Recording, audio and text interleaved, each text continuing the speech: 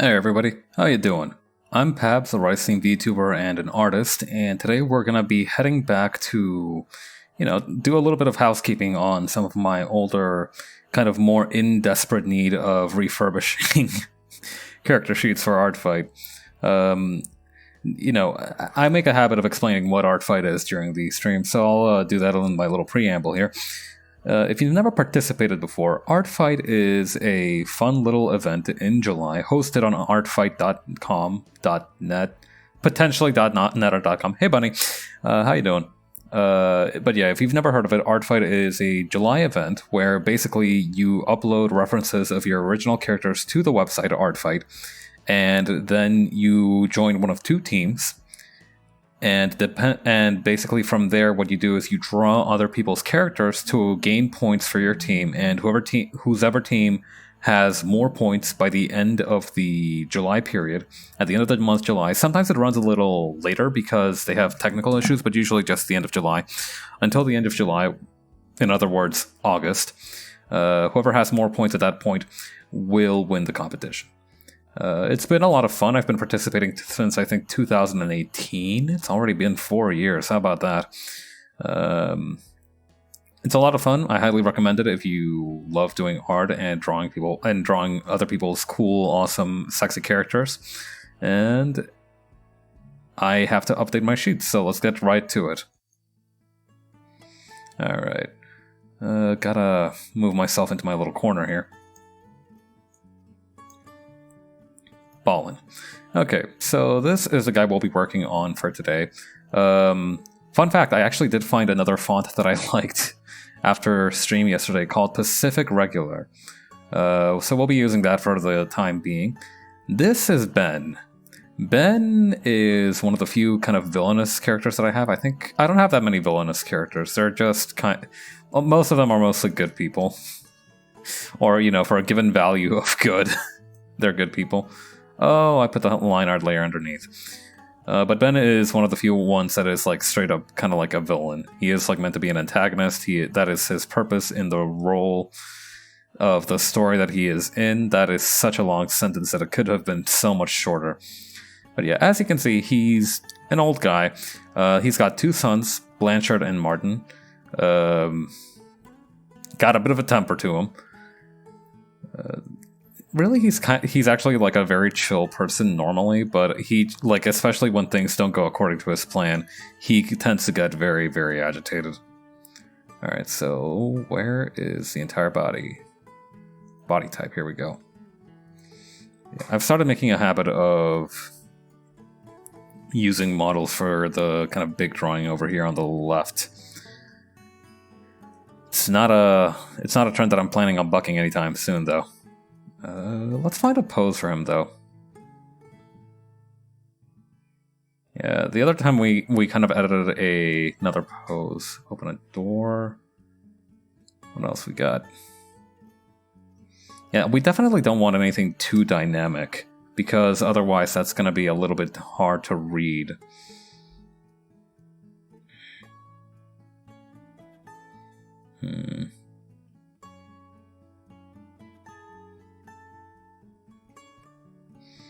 What the? Okay, is there anybody that actually Okay, I understandably anime trope. Obviously you shouldn't overthink it, but I, for one, don't think I can kneel on my mattress in the morning and yawn, cute anime girl style, without possibly denting it. I am a hefty young man. All right. Oh, that's writing on the blackboard. Oh, this will probably do well. Okay. What else? Let's just keep shopping around just in case, though. Using mobile phone? Nah. What else you got? Basic standing. Yeah. He's just kind of out here. Is there one for, checking your watch?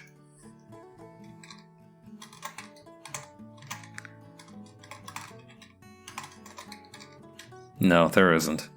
Okay, I think we can probably mod the one that was for cell phones into looking like he's looking at his watch. Where is that one? It was somewhere around here. Rub forehead. That would also fit him pretty well, actually. Soccer, use mobile phone. Here we go. Okay, alright, starting with the head, we can kind of tilt that up over here.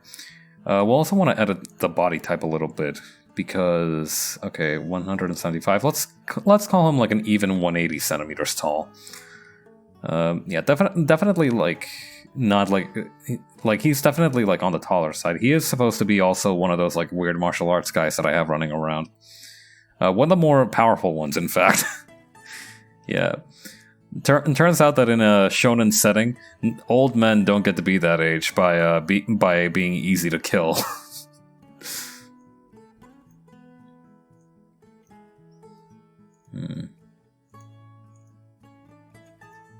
Alright, hang on.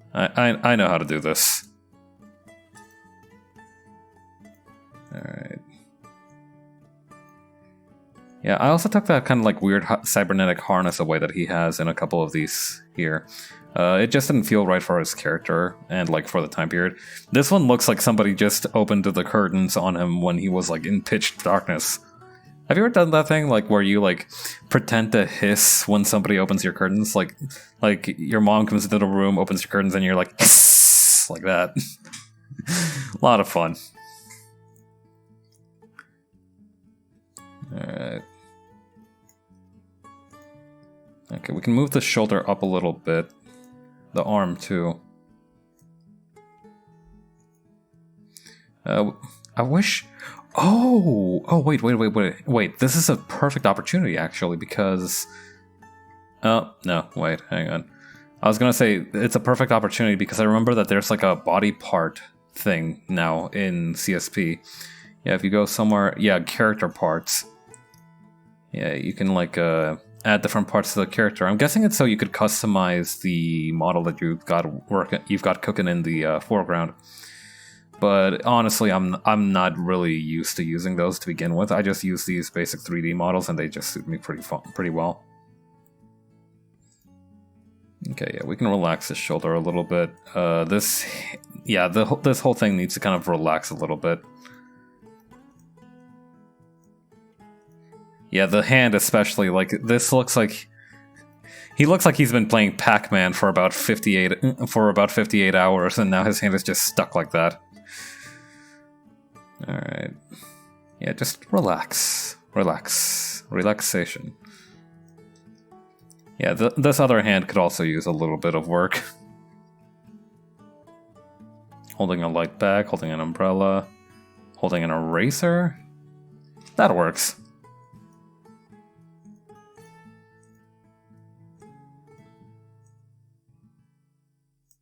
Okay.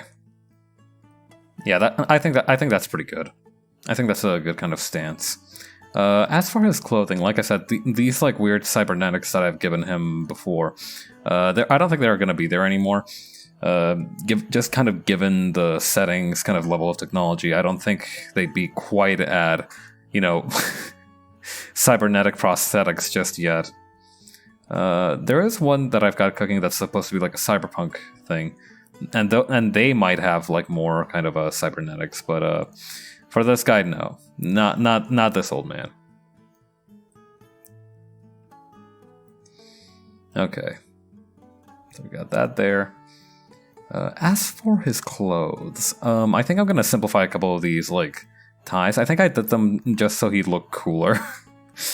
Listen, as somebody who kind of favors simplistic character designs.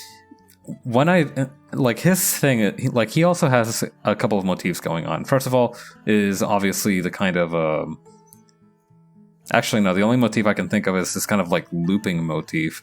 So, for example, the scarf that he's wearing is supposed to be one of those infinity scarves, or for example, like all the different belts are supposed to be like representative of loops. And even the jacket is supposed to have like one continuous line, like kind of stretching across it. That reminds me of this one artist that I used to know a long time ago who basically his art style was that he would just kind of draw a single unbroken line until eventually it formed an image. Like, for example, if he wanted to make like a smiley face, he wouldn't go like this, right? He would go like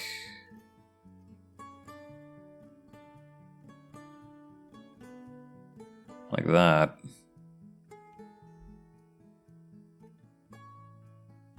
Almost like he was playing Snake or something, you know? Actually, that's a little terrifying. So probably not a smiley face, but he did used to do that, and it was a pretty cool thing. No, leave the empty layer. Please and thank you. Yeah, I wonder. I hope he's doing well. Actually, he did help. I think he helped me out one time. He wasn't like a local artist. Okay. I think I'm definitely gonna kind of keep the shirt and scarf combo, but I might change the design of the scarf.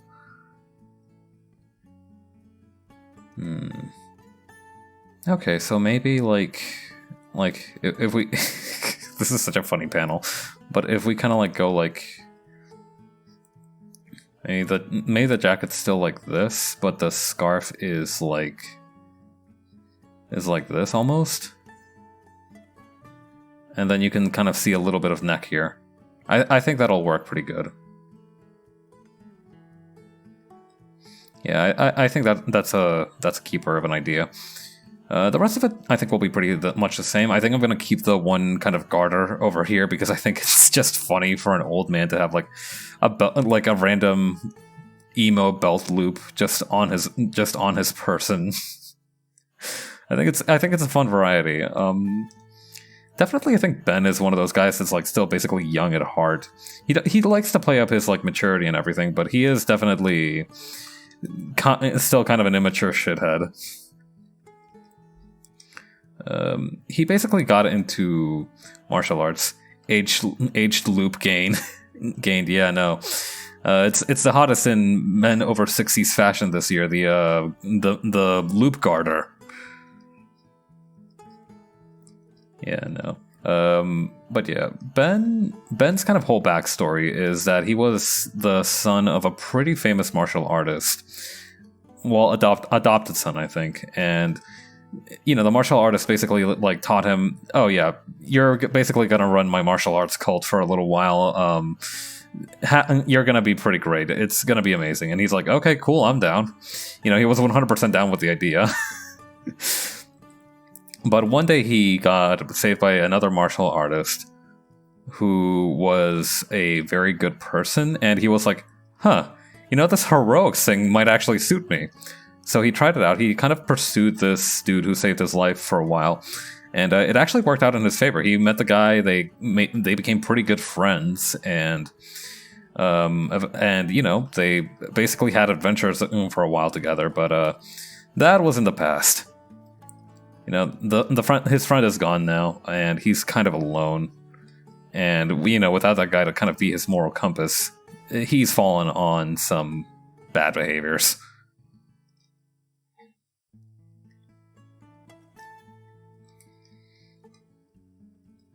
Which is to say that he is kind of a supervillain now. I say bad behaviors, like he's not, like, actively puppeteering a lot of society from the shadows. You know, I make it sound like he's just, like, posting inappropriate shit on Twitter. Like, no, he's actually, like, doing actual damage to people. Yeah, remember how I said that he was, like, supposed to be the heir of a martial arts cult? Like, that didn't change. He's still doing that. But yeah, he does care for, like, a couple of things, so... Ruh-roh sisters were committing war crimes. Yeah, basically.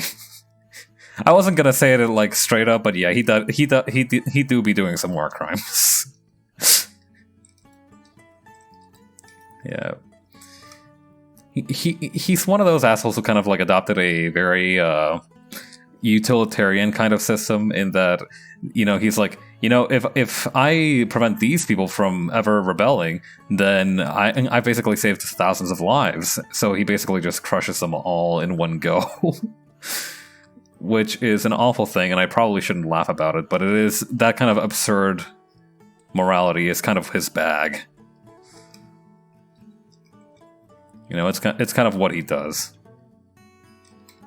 He does some more fucked up stuff in the story, but yeah, he's not a good person by any stretch of the imagination.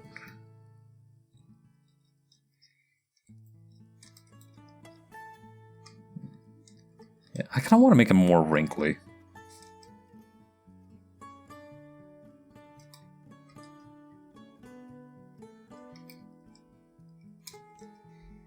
Yeah, I don't know. Is there something about this? I think I made his cheekbones too low. I think that's what's up. Let me just tighten these bad boys up a little, and we should be in business.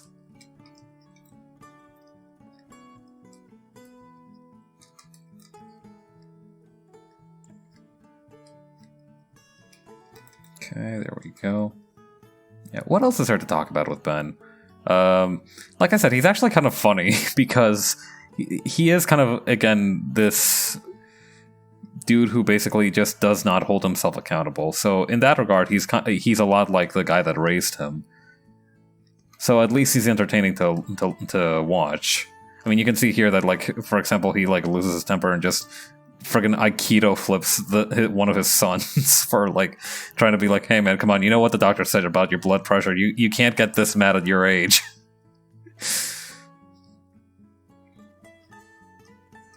Yeah, don't worry, Martin can take it. He's also one of the martial arts freaks running around in the setting, so he'll be fine. He's fine.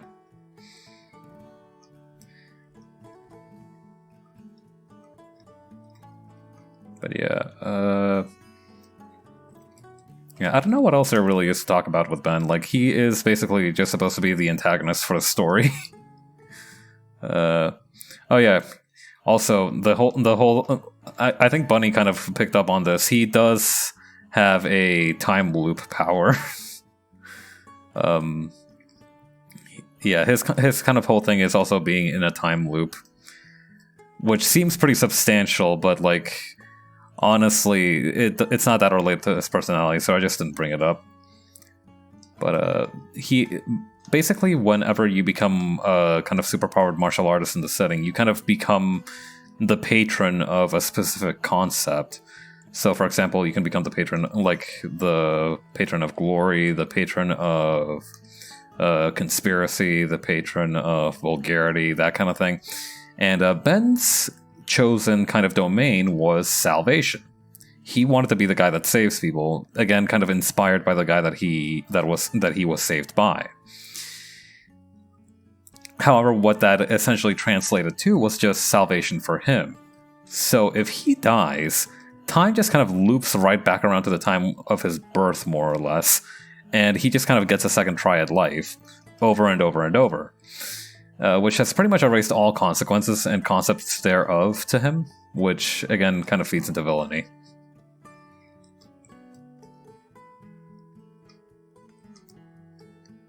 But yeah, like I said, he's not a particularly responsible guy. So yeah.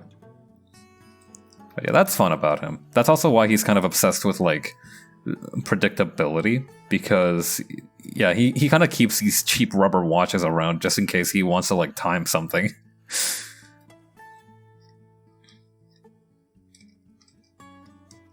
God, time looping characters are very funny because you have the option to have them go through either so much trauma or, like, just be absurdly megalomaniacal assholes.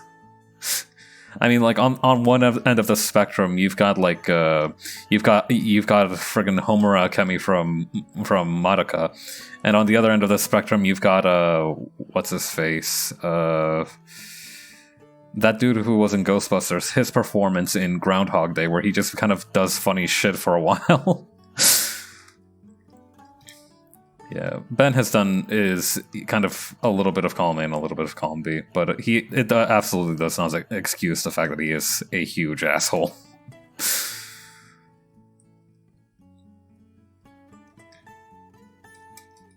Yeah, I feel like past a certain point, you can no longer blame the karmic wheel of fate for your attitude.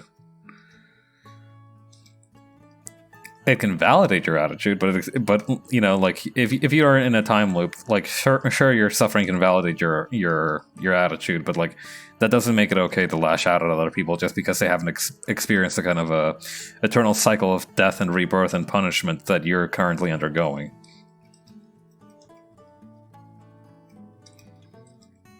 Okay. I like how this is still in the pose for like checking your phone. Or wait, no, I think I had like him picking up an eraser with this one, so I don't think that's actually correct.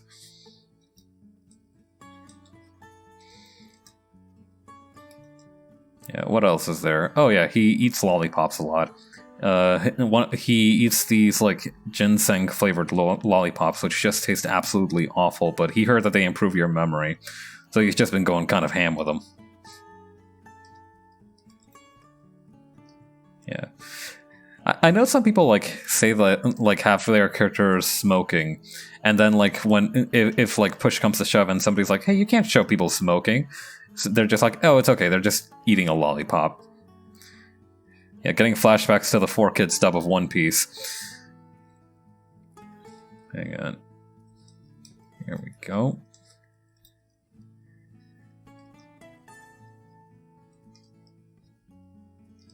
What? I mean, what else can we have that's like... What about...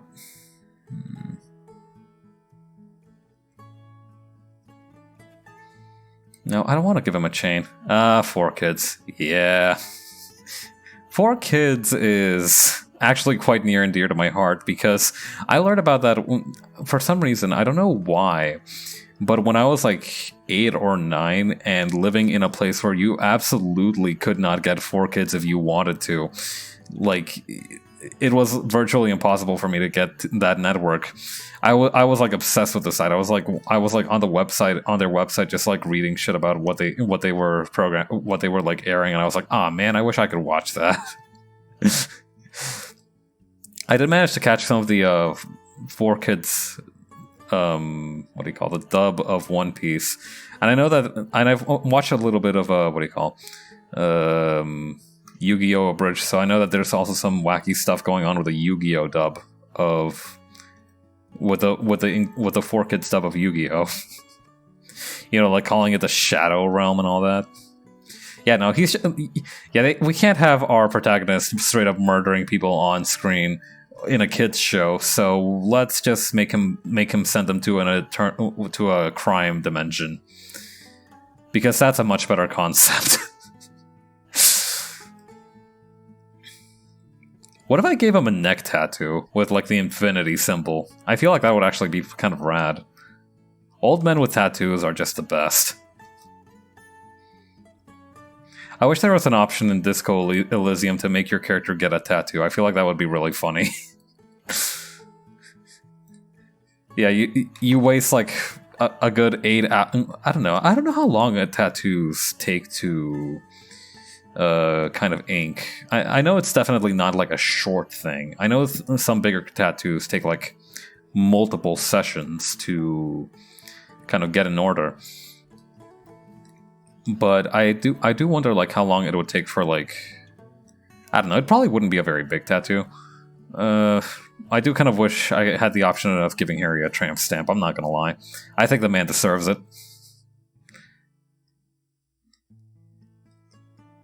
Alright.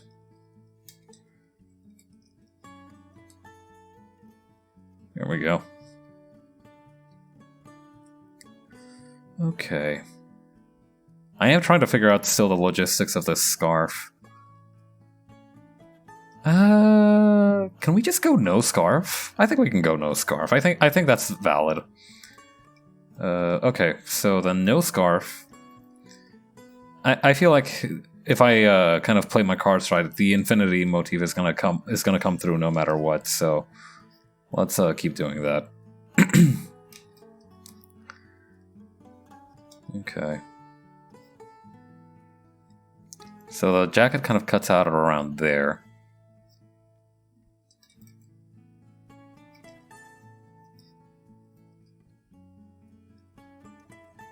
Did it have like a thing for a belt loop? I don't think it did. No, it did not. Okay, no, it was just kind of a trench coat. Like the one Columbo has. I've been meaning to watch more episodes of Columbo. I feel like I would enjoy them. You know, I feel like... I've watched just like 3 of them so far, but I've enjoyed every single one that I've watched. Especially the classic season I know is... the classic seasons, excuse me, are supposed to be really good.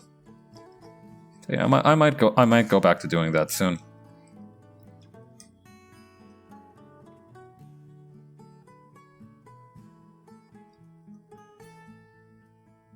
Okay, yeah, I think with the jacket we can make a little bit of the infinity motif come to life. What about... we keep one of these armbands, but it's more like almost like this.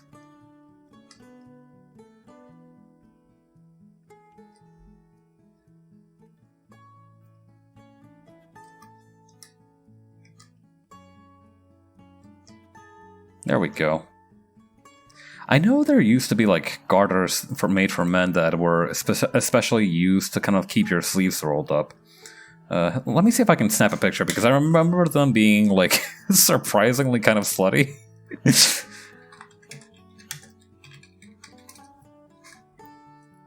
Yeah, here we go.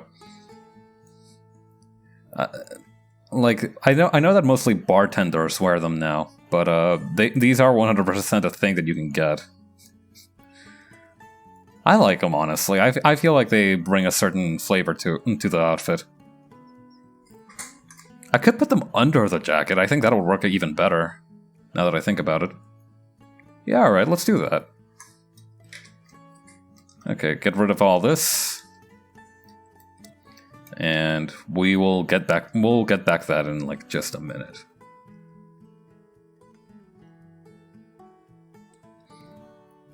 Okay, there we go.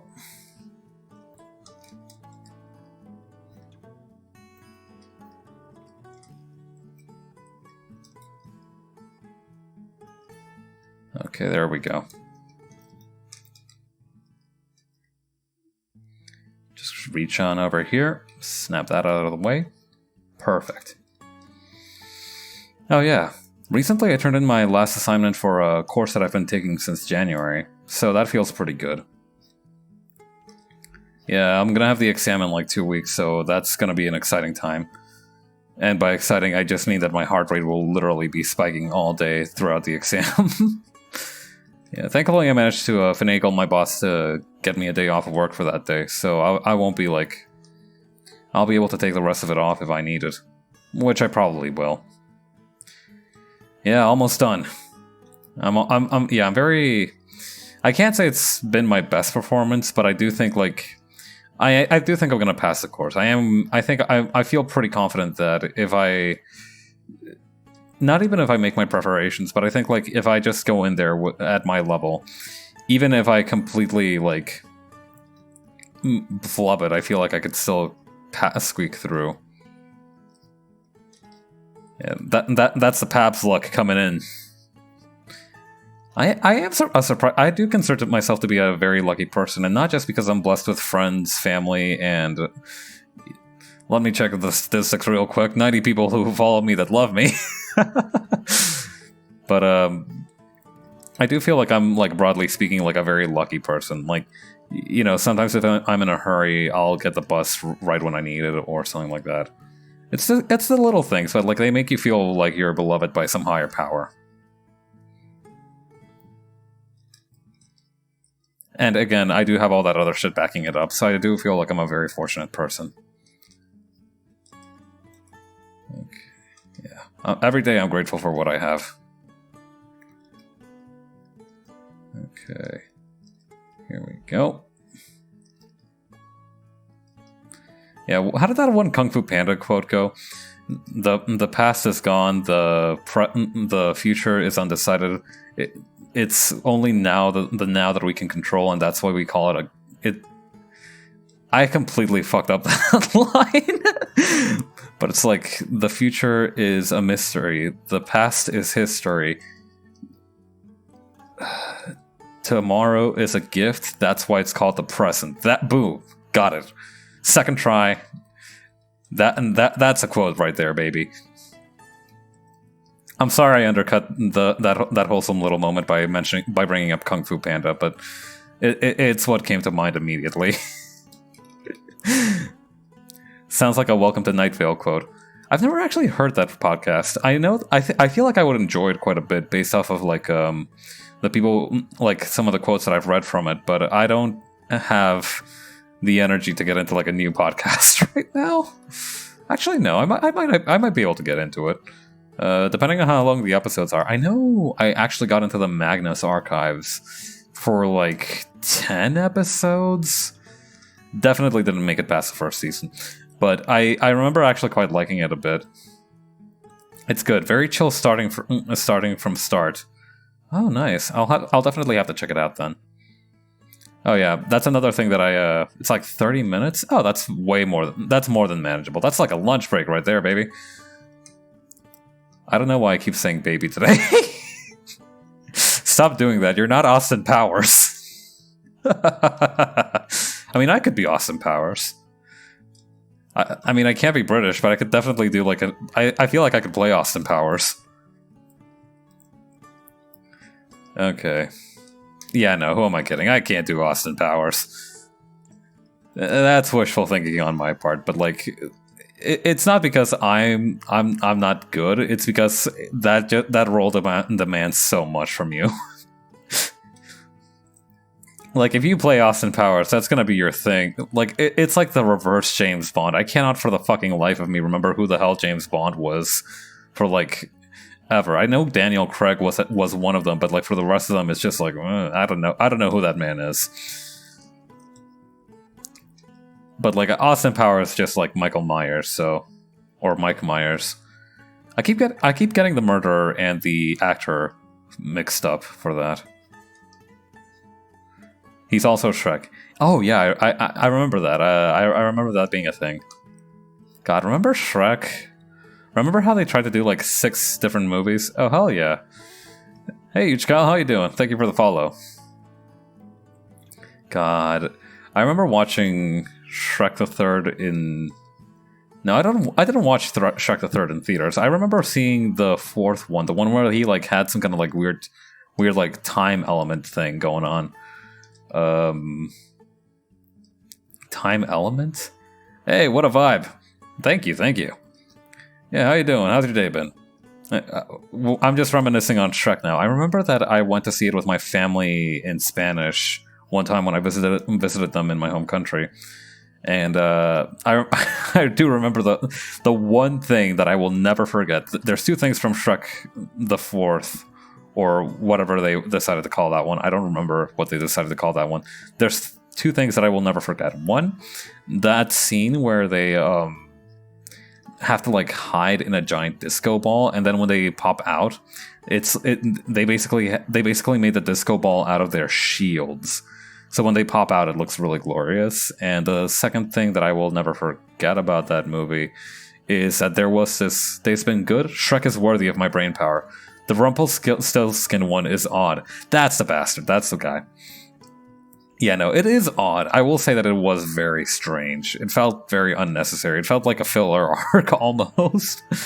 But Shrek is worthy of my brain power. Yeah, that is a lovely statement. Thank you.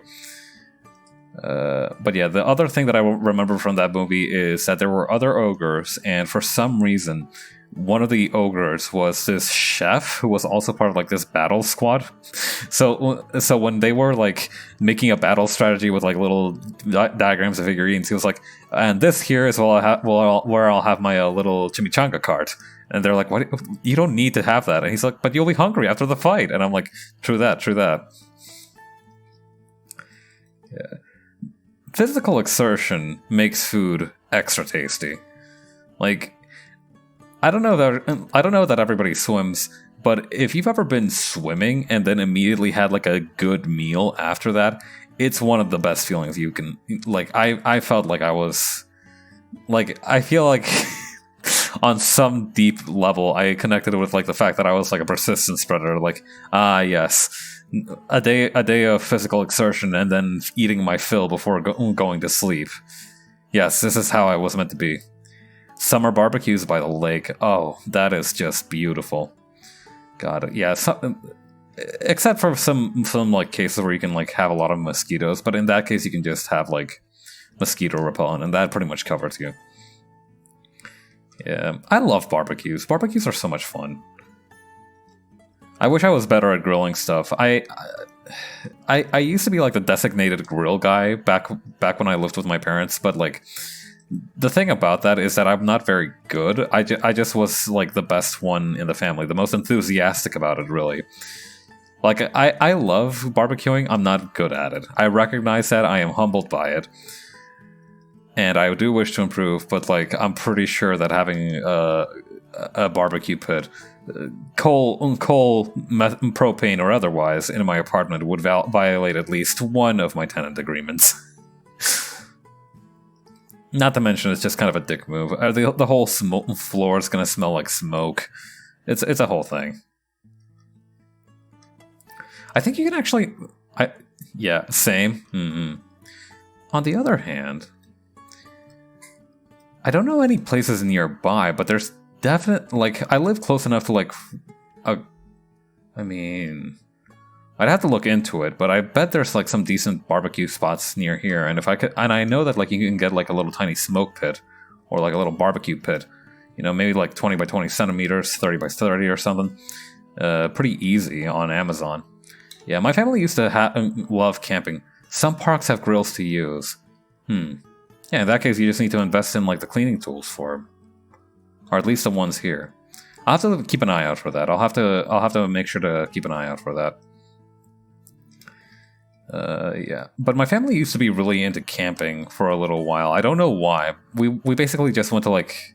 We didn't go, like, multiple days. It was usually just, like, staying the night in, like, a beach or something. Like, we would set the tent up on the beach and just sleep there, and that was, you know, camping. But when we did that, we did usually barbecue our meals, and what we had was this little fold-out fire pit, which basically looked like this when it was folded out. It looked basically like this when it was folded up, and you could fold it out into like this neat little like cube thing, like this, where I don't know if I'm like representing this correctly, but like you had the grill on top here, the coal in here, and this was just like literal not wires, but like just a little light frame to kind of like keep it propped up. And that was really all you needed, because you could like, they also sold like these these like charcoal things that basically looked like the ammo box of a revolver. I don't know what else or like a lotus root. That's probably a more relatable kind. Actually, no, more people probably identify the ammo box of a revolver, but lotus root feels like a more peaceful comparison. So they basically look like this, and I think you were supposed to like stuff kindling in the little chambers there, and that would make it light up a lot quicker. You know, I've never operated a propane grill before. It's all been like fuel, or like solid fuel. Yeah, solid fuel grills, like those stuff that you use in a rocket. Yes, eat your heart out, SpaceX. Alright.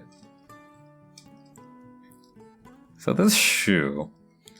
I recently learned, like, what the difference is between what an Oxford is.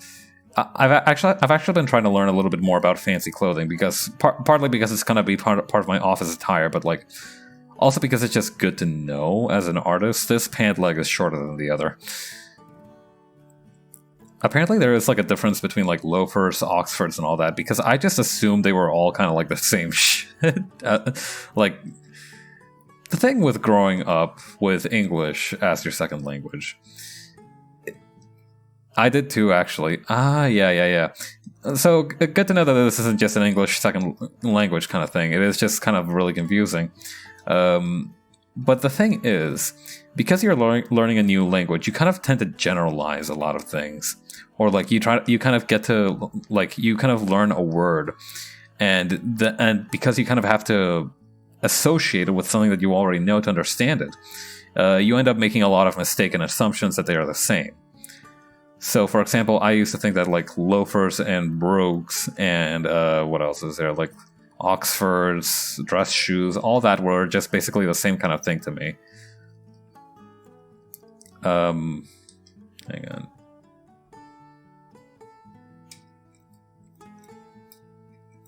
There we go.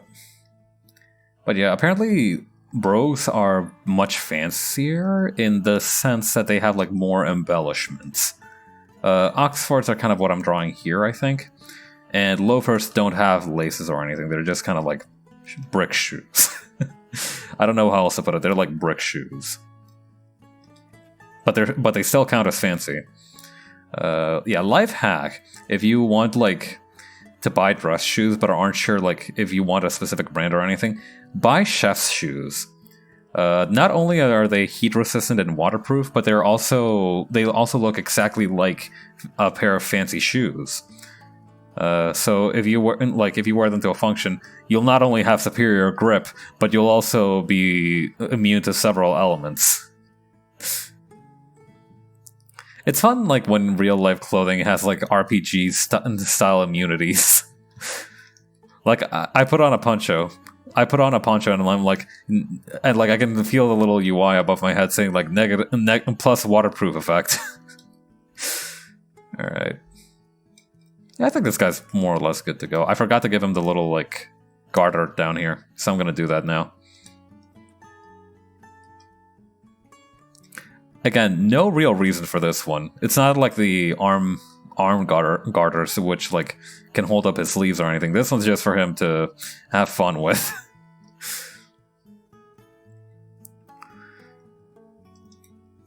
Yeah, one of his sons convinced him that it was like it was like a fashionable thing and not just kind of weird. Well, weird for like an old man to wear, right? Like, I'm not here to police what anybody's fashion sense is, but like you don't see that many old men walking around with like leg garters.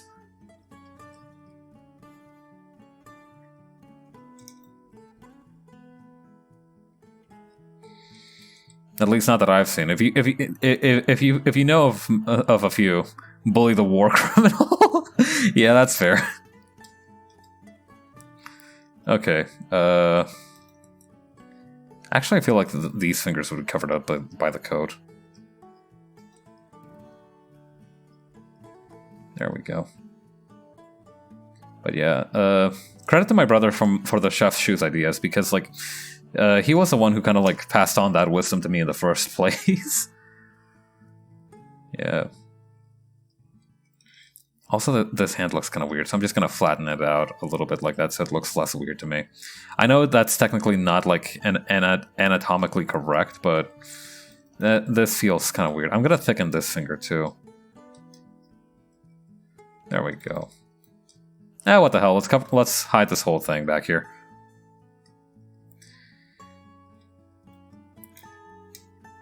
All right. Let's see what this guy looks like without anything. Yeah, that's pretty good. I like him. Should I add the design to the jacket? I don't think I will. I'm gonna keep that kind of steady, but I will add the little details back here that are for the tailcoats, if you can call them that. I don't think they're tailcoats if they're just kind of looped behind you. Yeah, coat back.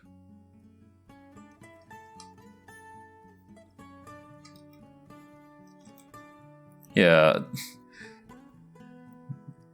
I've always liked like old Western type dusters. I've heard that I've learned that recently, right?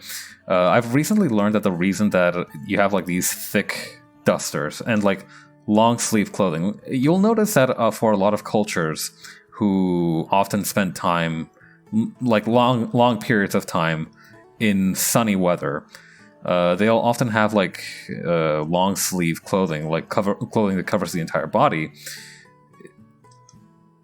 I mean, no, that's not true. I mean, you know, there's some truth to it, but like you'll notice that for a lot of their wear, they have like clothing that covers their entire body, and that's not only because like, you know, it would protect you from the sun's rays, but also because having that kind of full body covering actually helps you sweat, which will kind of make it cooler in there. Okay, so coattails, right?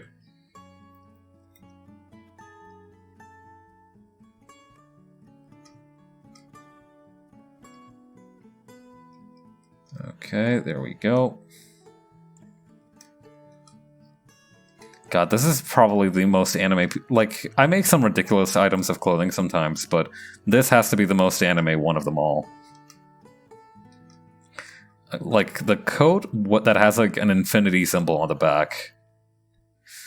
Made out of the, like, jacket materials. That has to be such a pain in the ass to sew together. I feel bad for this man's tailor. But Pabs, you say, you designed the jacket. Can't you make the tailor's life easier? Haha, no. Alright.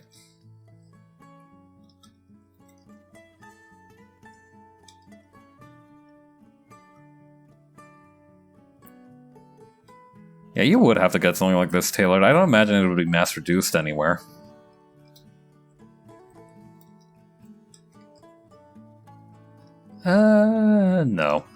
No. It would not have that. What about... Oh, actually, what about this?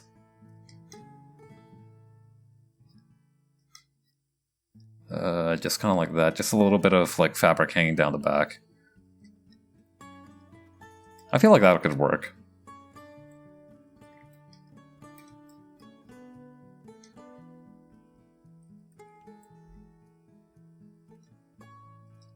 There we go. And that would have just kind of carried down the whole thing here.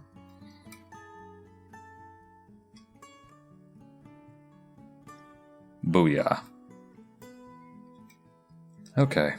Then from there... What else is there to do? Other sleeve, obviously. We'll also have to finish up the little sketches over here. I don't know what I'm gonna do for this guy's sketches, because he hasn't really, like, changed all that much. I do have to do the turnaround, so I'll take care of that soon enough. Do I want a pattern on the coat? I don't think I do. I don't think it really adds anything. This just looks like he wore a backpack with the jacket so hard that it left indents. Yeah, I swear to God, like, I have, like, surprisingly good trapezius neck muscles. And I am 90% sure that can be attributed to taking, like, AP courses in high school. Well, no, I took the IB, but, like... same thing, honestly. Like, the textbooks you carry with that, you know, they're not only heavy with the burden of knowledge, they're also just physically very heavy. So you're just gonna get real strong, like, neck muscles from that. I probably would have grown like an extra 5 or so centimeters if I hadn't taken those courses, to be perfectly honest. Who knows, maybe I would have cleared 6 feet in the timeline where I didn't go to that high school.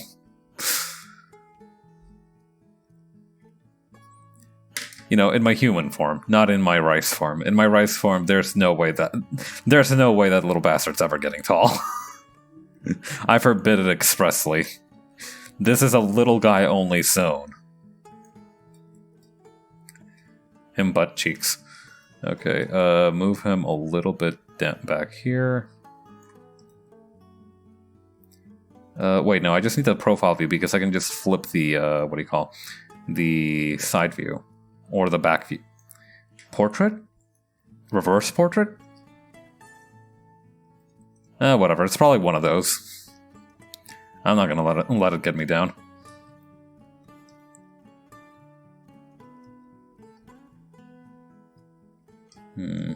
Although, what I think I might be able to, what I should do maybe is put this somewhere else so that maybe maybe down here, so that this guy can have a little bit more room to himself. There we go. Okay.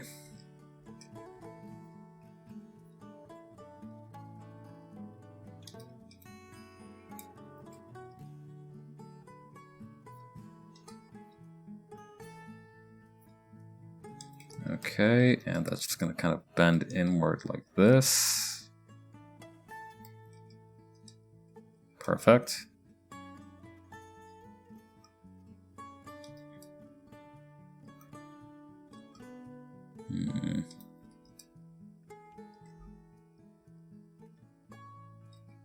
There we go. And that's just gonna kind of go down like this. But yeah, I've always really liked like oh yeah, going back to that thing about people who live in hot climates wearing like longer stuff. That's all. That it is again because like it helps you sweat, and that's also the reason why like even cowboys who used to wander the California deserts, they used to wear leather dusters quite a bit. Yeah, not only because it's like good protection against the wilderness, but also because like it helped them sweat. Okay.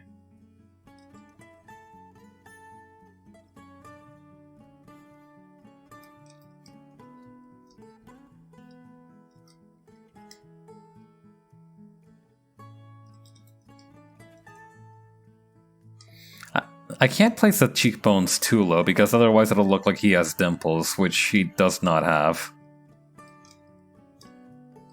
What was the side view like? My I flattened his face like a pug. That's my word. I'd like to think that I've gotten a little better at drawing profile views since then.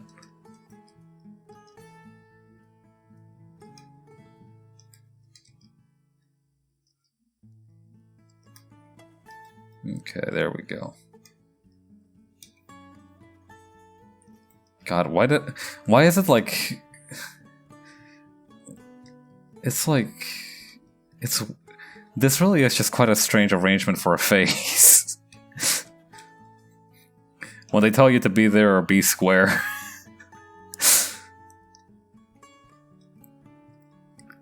Whatever. There we go. Yeah, over time we've managed to breed a species of this OC that has like enough room to breathe naturally. That is completely messed up that we like for a long time bred dogs to just like look a specific way, but also like completely 100% neglecting their actual like physiological needs. That's not a great moment in the history of dogs.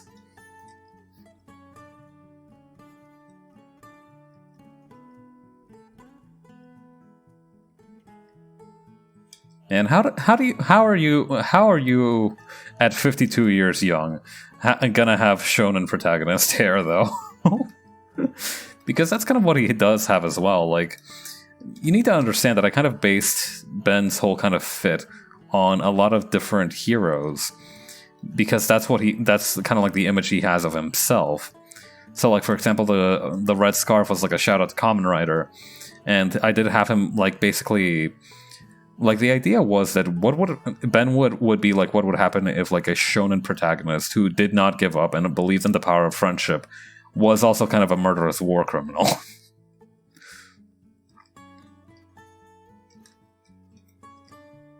Yeah.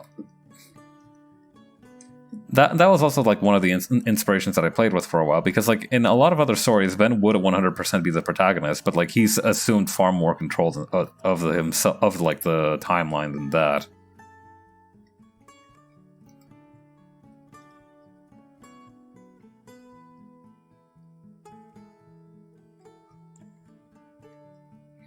There we go.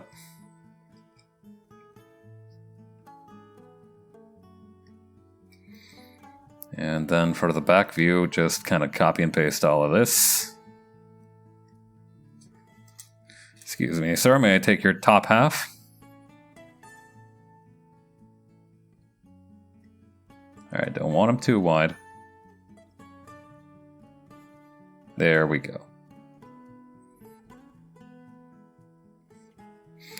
Okay, then we kind of shut it closer like this. Get rid of all this other crap.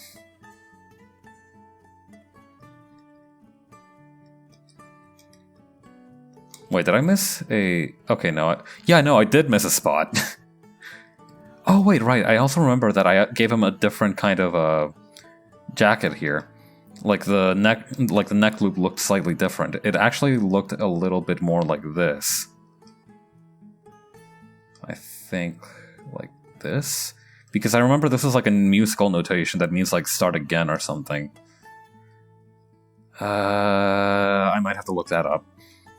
But yeah, I remember his whole thing like being like having like a almost like a Letterman jacket style kind of loop here. God, I should get myself more like bomber jacket style jackets. I feel like I look pretty good in them. But yeah, I did also miss like the entire collar on this side, so that's my goof there.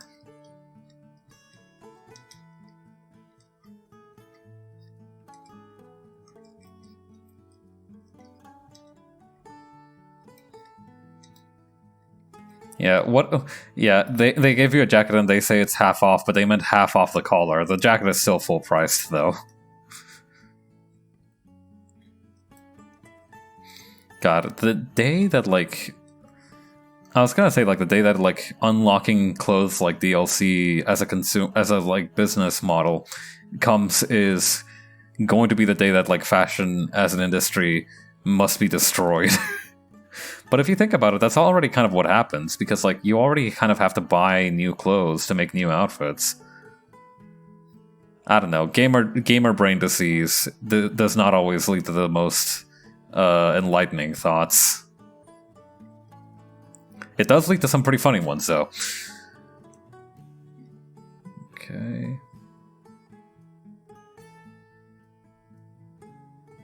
Actually, wait, I have a much more efficient way of doing this. Be gone.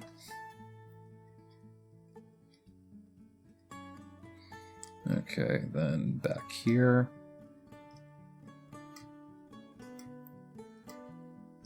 Come on. Come on.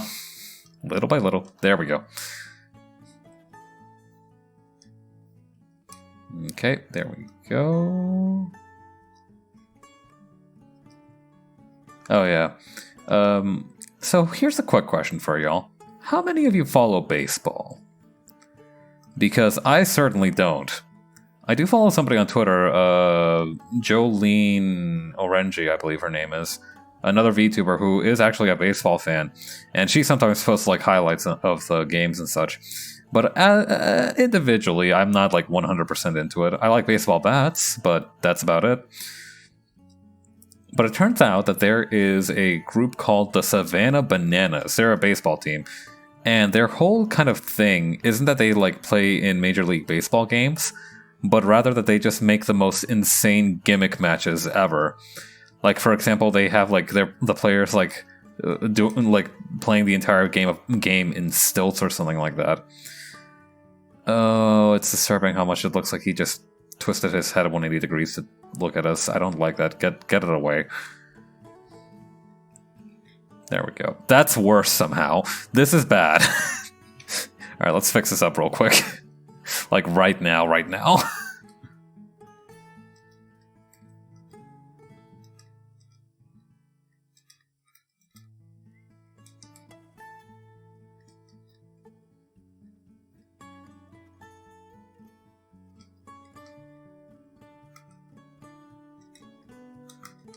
Alright, we can already see inside of the ears too. And there we go. Much less cursed. You know, it's not really an art stream unless you accidentally make one thing that looks like an affront to every act of creation in the history of mankind. You can... shit, you can put that on a bumper sticker. Yeah, I think we're good here. I think we're good with the whole turnaround angle thing. Ooh, crunchy bones. Okay. Oh, recently I rediscovered a... this picture that I had saved on my phone that was basically a bunch of exercises you can do for your hand, and I've been doing one wrong this entire time. So basically the idea is that you, like, have your hand, right? Call that a hand. Ignore the fact that it has 6 fingers. You kind of bend it down like this, right? So that like you're flexing your wrist a little bit. And then you're supposed to, with your other hand, kind of like with the other hand, what you're supposed to do is that you're supposed to like resist the other hand, and you are supposed to like gain wrist strength that way. So that you're basically like pushing against resistance with your wrist, and that builds up your wrist strength. But the way I was doing it is that I was just pushing it even further downward with the other hand, which is probably not ideal for it. I don't know. I don't have any like wrist injuries or wrist pain, so I don't think I made anything worse per se. But I was doing it wrong. Okay.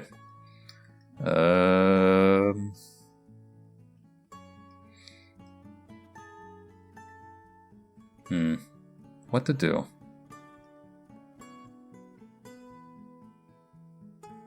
Okay, maybe like one without his jacket.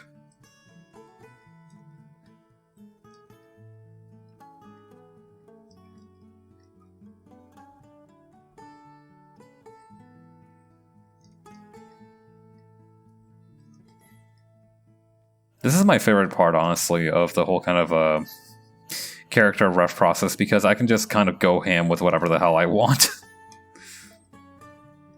I can just make like little silly doodles and nobody can stop me. I hold all the power and the cards.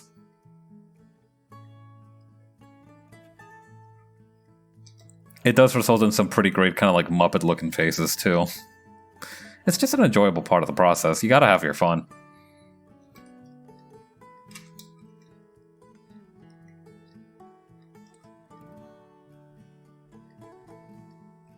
Okay, there we go.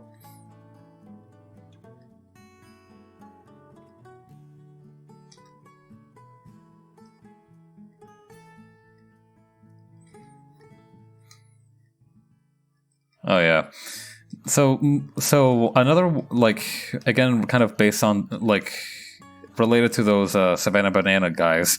So another thing that they also do is that they also have a cheerleader squad called the Banana Nanas. And they're basically grandmothers in cheerleading uniforms who are their cheerleaders, which is pretty great. I think it's fun when like old people are having great fun times. If you've ever seen like a tour group full of like old people, it's just kind of nice to see them having fun.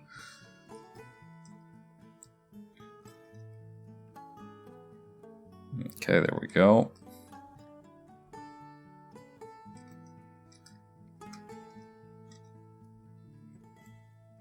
He looks like he's about to say that I'm not mad, but I am disappointed.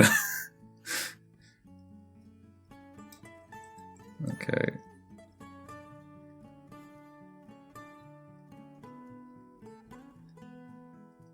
Alright, there we go.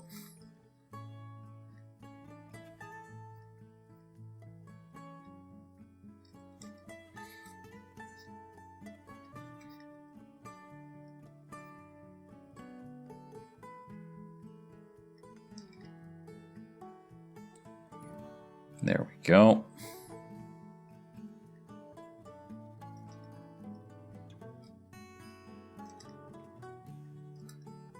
Come on.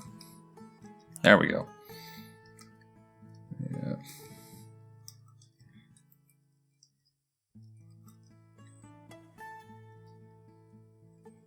Okay, and then from there, I remember I also saw a Chinese TikTok one time of this dude who accidentally joined a seniors tour group because he thought it was like a you know, young adult age tour group, but he ended up having a great time nevertheless because like the old folks were just like so enthusiastic about everything.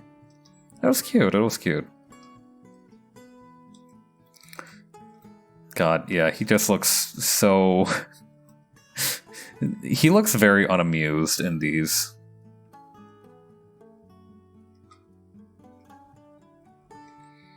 Okay, then what else could he be doing? I think I gotta get one with him and his sons as well. So I'll kind of recreate the one that was from the previous one. Yeah, I think the one who's changed the most is probably Martin out of these two.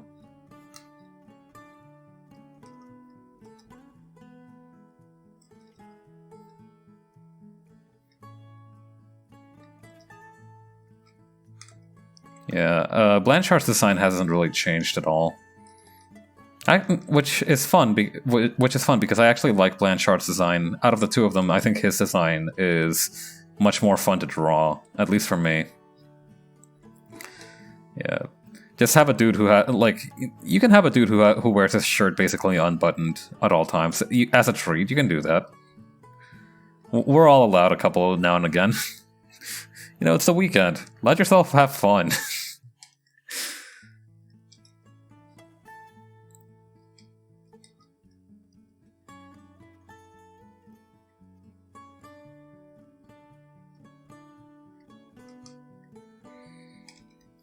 Okay.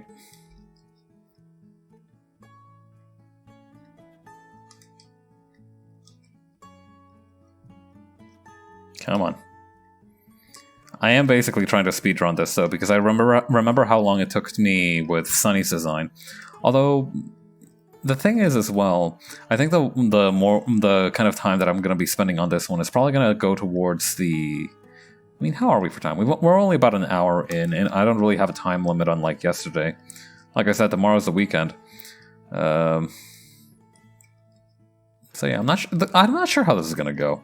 I think maybe what I'm gonna kind of struggle coming up with is like kind of vignettes for him like this.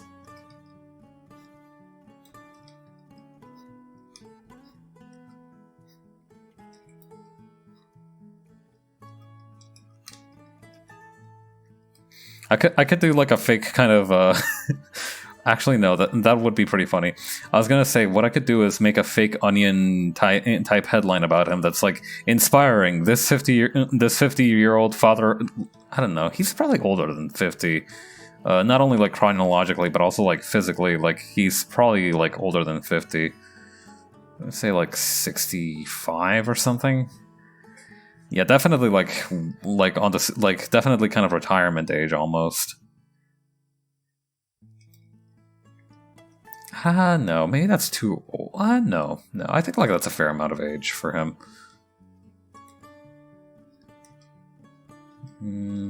Let me think. Okay, yeah, around 65 or 55 would probably be around the right number. I don't think people grade this much at 50 just yet, but like, you know, it's possible. Also, he's only like half graded as well, so that's not really the issue.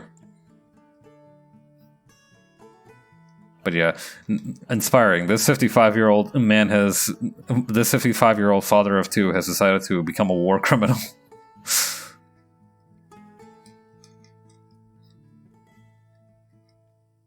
Yeah, they all have the same kind of like pointy jawline chin.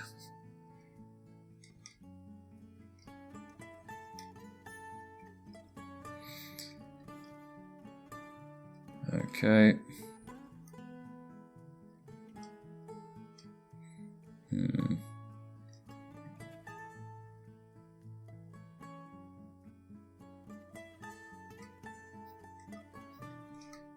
There we go. Kind of like just like this. No, that's... Like, the thing is, right? Martin's current hairstyle kind of looks a little bit like a bowl cut. He does, like, slick it back when he gets serious, but, like, it kind of looks like this. Actually this works. This works pretty good. Yeah, I will say, though, that, like, Ben definitely favors Blanchard over Martin. He does play favorites with his sons.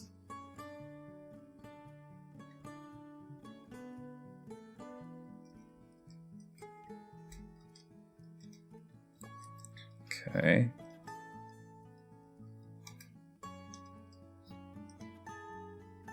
Come on, bud.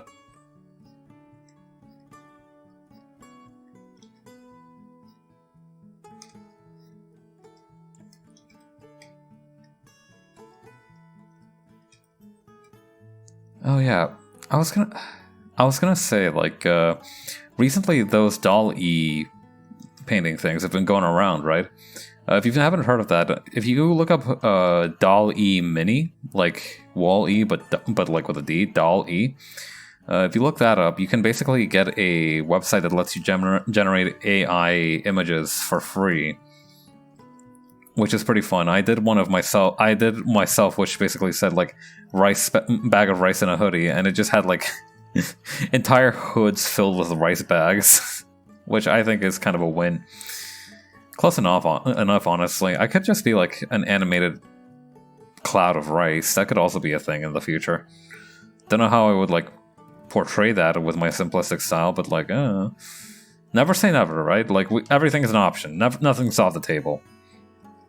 Especially arson. Would he still wear track pants? I don't think he would. I think like, what kind of style would this guy have? Friggin', I don't know. What? I feel like he would probably have like almost like military pants. You know, like camo pants. He's not actually part of the military, but he is like kind of trained in that vein. Martin is with this group called the Knights, which I have, that basically they're like glorified chauffeurs in the post-apocalypse. So, I don't know. Blanchard is just kind of a pervert, though.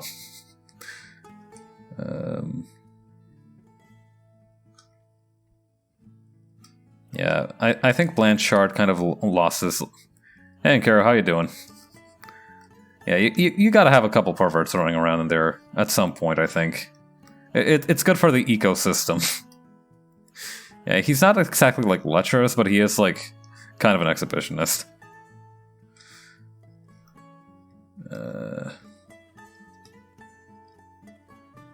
Yeah, okay, and then he's got kind of like this thing going on here.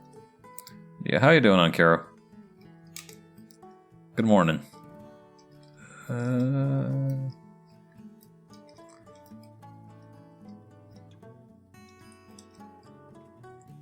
over here. Oh, that was like way too sharp of a like incline for the head there. I almost made this dude have like a diamond brick head.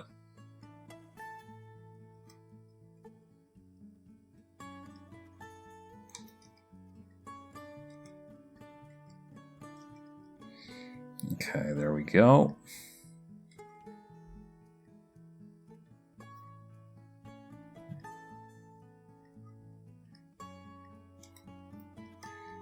Perfect. And then here, more OCs. Yep. Yeah, this guy in the middle here is called Blanchard, and we're working on his character sheet today. I should probably do some more fan art soon. I'm having a good time just updating my stuff for Artfight though, so I'm gonna keep that going for a little while. I could use like low brain effort streams like this for until I finish that exam that I was talking about earlier. So yeah, we're probably going to be on this grind for at least a couple more weeks. That and Blender, but Blender is such a clown show that honestly it's hard to call that brain activity. You know, maybe I've been going around learning Blender the wrong way. Maybe it's not so much like maybe it's not that like you need to think really hard when you use Blender. Maybe it's like you need to turn your brain off. I mean, don't think, feel, right? Like that maybe it's something like that. Well, I mean, that's what I did last time, and well, it didn't work so well when I tried to unfold the little froggy. So we'll have to see how that goes.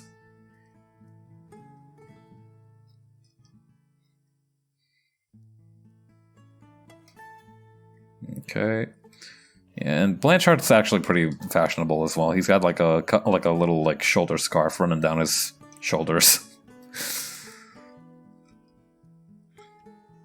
Okay.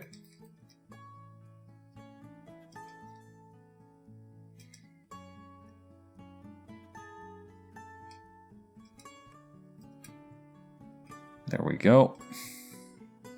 That arm looks kind of weird, but we're gonna let it slide. I'm not in the mood to correct it.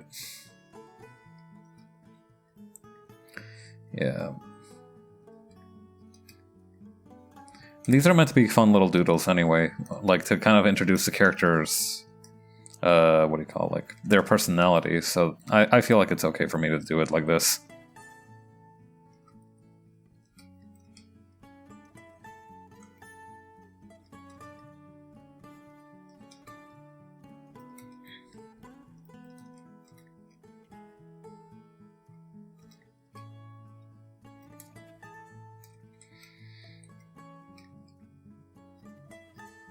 Okay.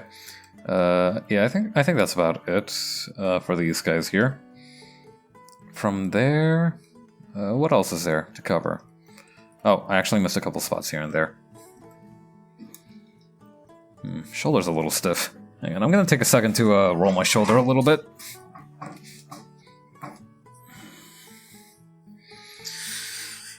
Yeah, everybody can take a quick second to like just stretch your arms, you know. There we go. Yeah, get stick bugged. I don't know how well that shows up with my model. I don't think I made him like too mobile. I feel like I should have like some caption here that says like, "Damn bro, you got the whole timeline laughing."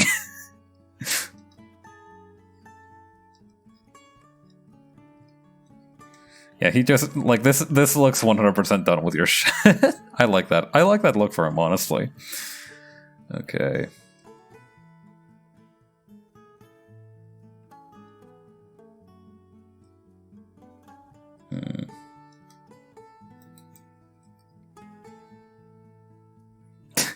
I think I will keep like as well, like this kind of like face here. Yeah, I think I'm gonna keep this one.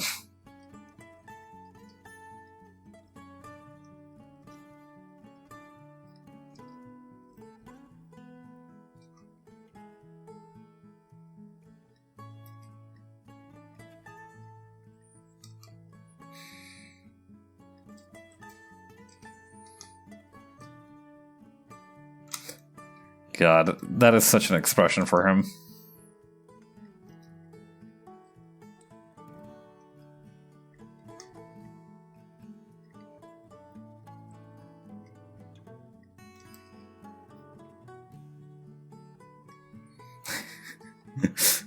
I remember basing this off of that one Detective Pikachu frame where he just kind of like has this expression as well.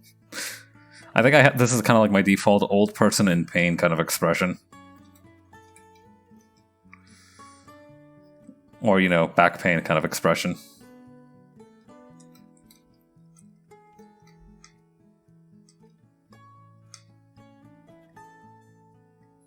Yeah, let's get you to bed. Let's get you to bed, Grandpa. All right. Good old Grandpa war crimes.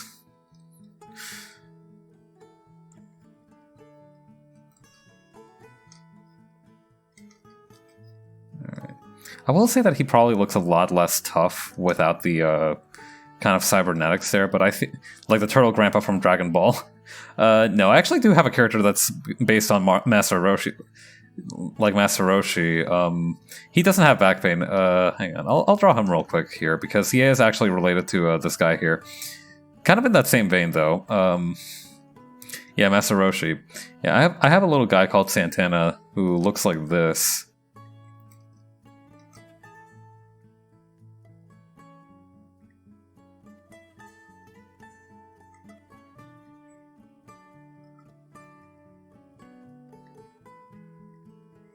Yeah, he has like little bits of dyed hair, but he basically looks like this. His whole thing is that he's one of those like dudes who looks like very young, but is actually like hundreds of years old.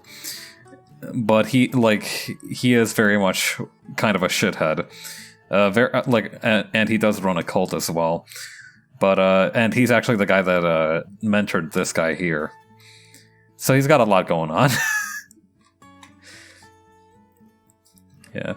He's actually kind of fun. I should draw his reference someday. Maybe next week. Like, maybe I can do 1 week where I just redraw the old ones and take 1 week where I draw new ones. That would be fun.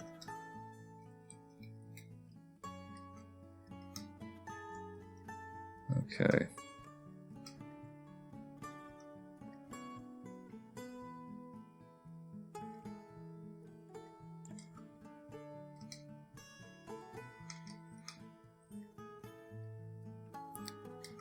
There we go.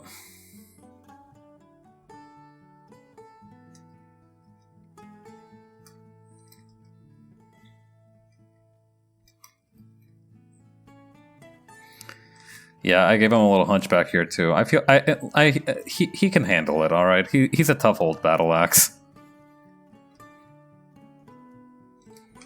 Okay.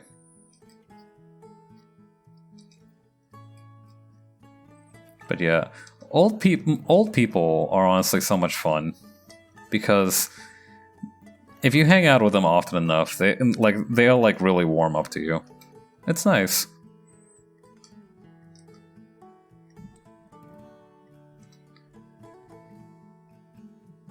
Okay. There we go.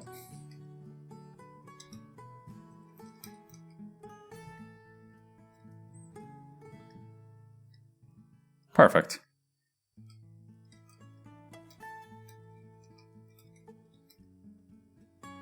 And then over here.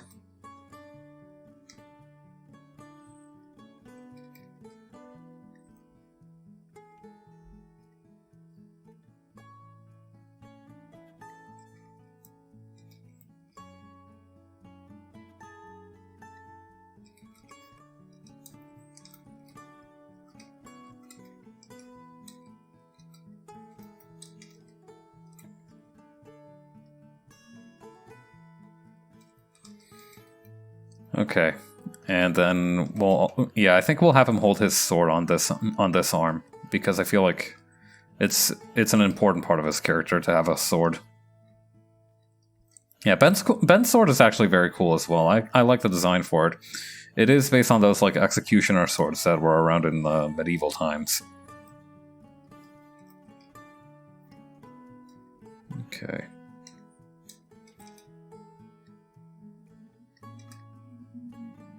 And over here. Yeah, no, like, what... I feel like there's a certain number of, like, character design things that you can pull out to show that a character is evil, and I feel like them holding an executioner sword is one of the more kind of unsubtle ones. You know?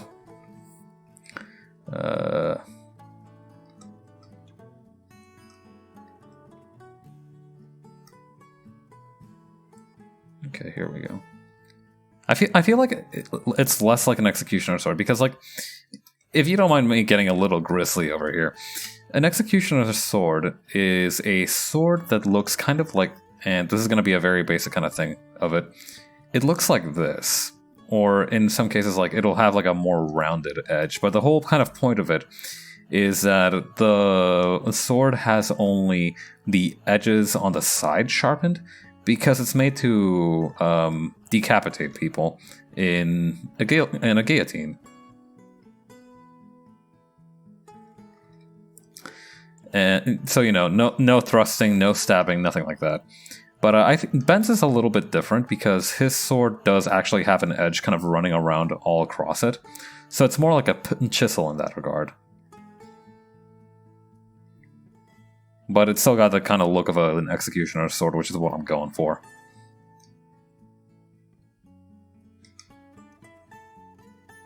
It's also got a very funky kind of handle. It looks like an Aries symbol.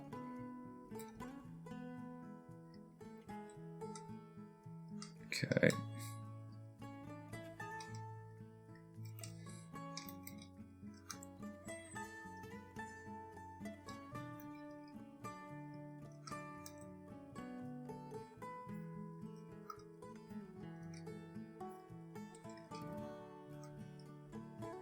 There we go. Up. Perfect.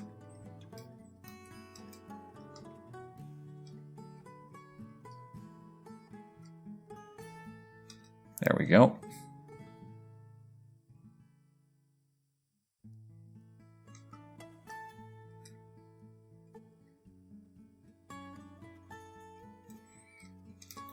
Perfect.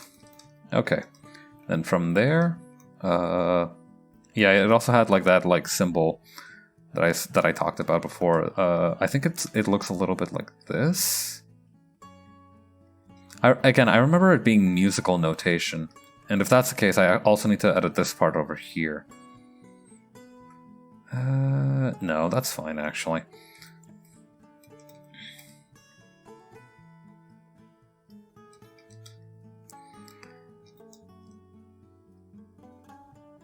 There we go. It really is so much fun drawing Blanchard. I don't know why I like drawing him so much, but it's fun. I think he's got a lot of like good triangular lines. I think that's what makes it fun. Like, he's got a lot of interesting angles to him that aren't too difficult to put together, but they're just, like, fun to make. So that's probably why.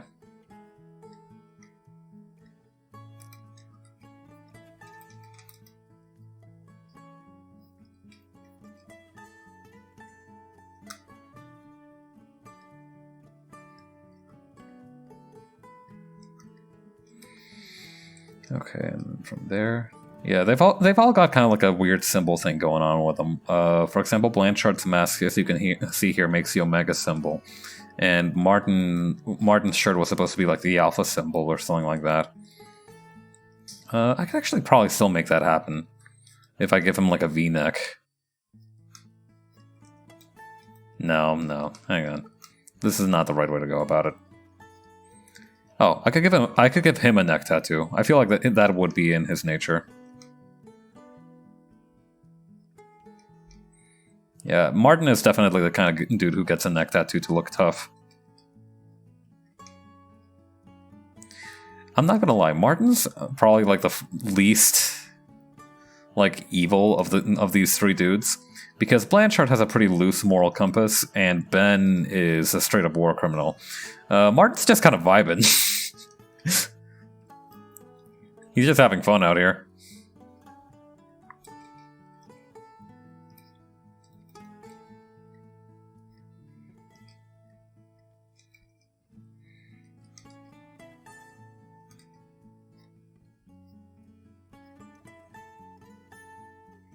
Okay, and there we go. Boom, boom, boom.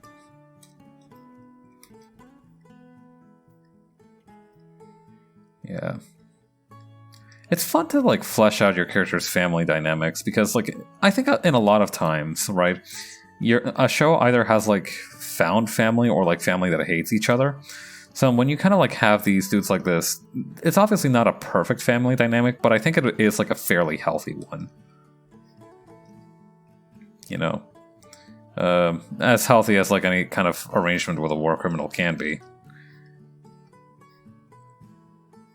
But then again, this is fictional, so no real need to get so tied up in all the details. Okay.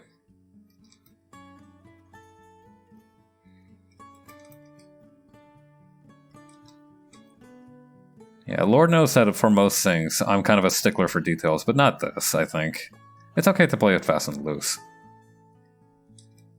Well, actually, I'm not a stickler to details for most things either, so it works out.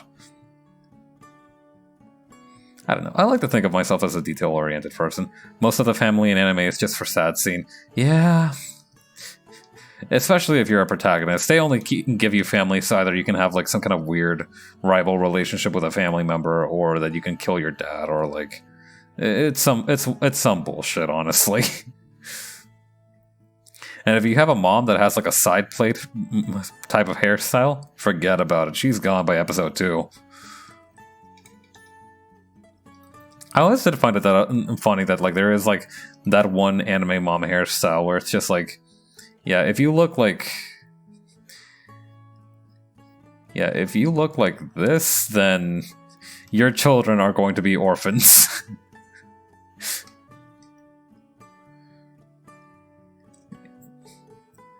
Again, not a very wide generalization, but it is a trend. Or like, you know, it's not even that they like, it is like they just like have the entire hair kind of in a braid off to the side like this. Just once, I'd like to see one of these old ladies kicking some ass. You know, like, oh, so you thought I was easy prey just because I had the anime mom hairstyle? Screen time countdown. Yeah, it is basically like that.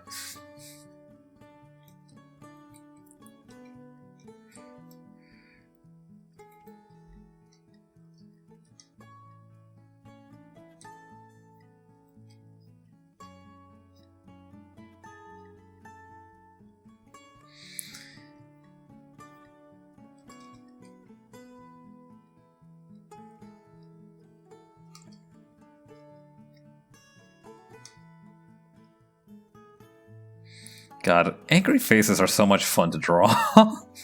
I think I've said this before, but like the more kind of exaggerated an expression is, the more joy it gives you when drawing it. Because not only is there more detail for you to cram in there, but it also like makes you do silly faces, which is a lot of fun. Yeah, I can thin this part out a little bit. Hang on.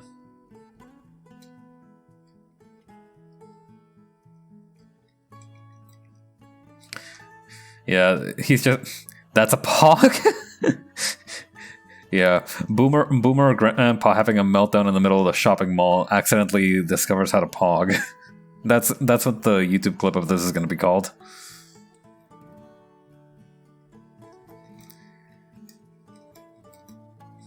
God, Ben really is kind of a boomer now that I think about it. Alright, there we go.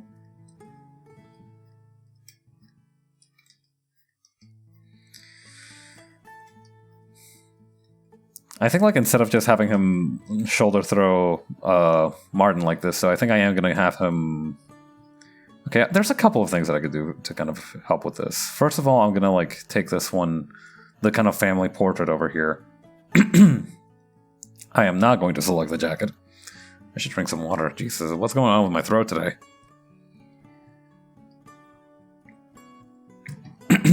Oh, yeah. I recently finally got my hands on some... decaffeinated coffee grounds. So I think I might try to drink that a little bit before sleeping. Or, you know, late at night if I'm craving something. Because I love the taste of coffee, but, like, I haven't eroded my systems to be immune to caffeine just yet.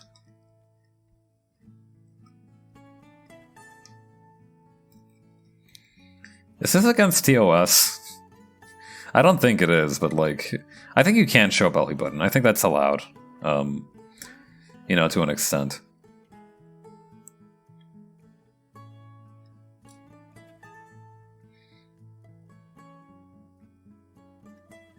Okay, there we go. Then we can put this kind of part down over here.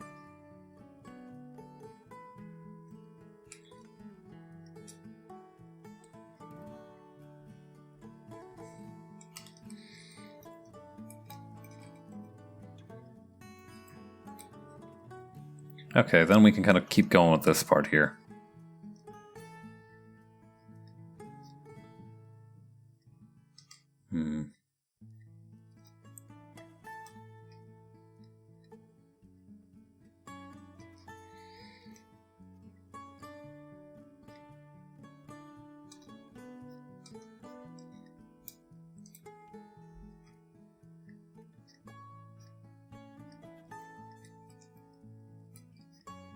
There's just something that's really fun about drawing shirts buttoned down, unbuttoned. Oh man, did I mess up with the... No, I haven't messed up with the coat neck with this one yet.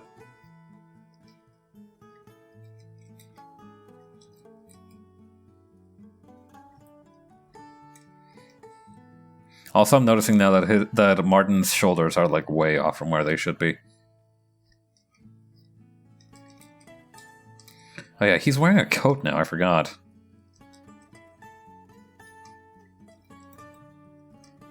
Okay, here we go.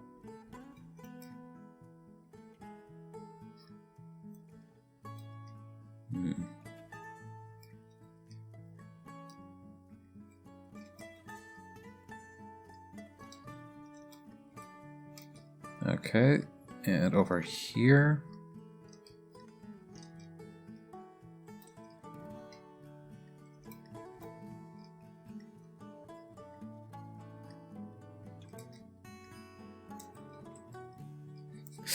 I do like that he kind of has to put Blanchard in a full Nelson just to get him to calm down even a little bit. Imagine if your friends if you saw one of those dudes picking a fight at the bar and he's like telling his friends like hold me back, but one of them is just like an MMA expert and he just like immediately gets him the Gogo Plata. That yeah, I feel like in that case you've started a whole different kind of fight. I mean, that's definitely one way to de-escalate the situation. Like, like you could decide to just like start like you can definitely de-escalate a fight. Exactly like that.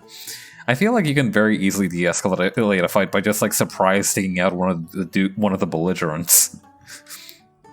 In theory, you've avoided the fight. I mean, granted, now you've like started a different fight on your own, but that's your guilt to deal with, you know. In terms of like utilitarian ethics, I believe, or you know, like deontological ethics, you did a good thing by stopping a fight, even if you decide to fight that person. It's just whether or not you can accept the consequences of your actions that's important. Yeah, the one true answer to the trolley problem is, can you live with yourself after pulling the lever? Not like, you know, what are you really guilty of? That's a lie. The trolley problem is actually a really good ethical kind of a thought experiment that should spark a lot of discussion. Yeah. I wonder how many variations there are on the trolley problem, though. Like, there has to be, like, at least a couple of them where it's, like, very much like, yeah, no, there is a right and wrong answer with this. There has to be. Like, you can't have, like, a perfectly bad situation either way for everything, right? Like, there has to be, like, some dude who, like, was like, hey, man, I cooked up a new variant of the trolley problem. Want to hear it? And they're like, yeah, hit me with it. All right, so in this version of the trolley problem, you're driving the trolley, and you drive into 5 people. And they're like, cool, so, like, you don't have a choice? You're, like, held at gunpoint? Yeah, no, you're just driving into people. Bro, that's just murder. Okay. Oh yeah. Speaking of ethics and shit that is just kind of funny, I've recently found out that a bank... Okay, so it wasn't a bank heist, it was a museum heist. So you know like how some people will steal paintings to sell on the black market, right? And you guys know how like that basically never works out, because then whoever's stealing it, because there's only like one copy of the painting, whoever, like, if it turns up on the black market, you know who stole it. Like, it's very difficult to get rid of stolen art. But like, 32 years ago, more or less, a couple in, I don't remember where it was, but basically this couple visited a town for a weekend.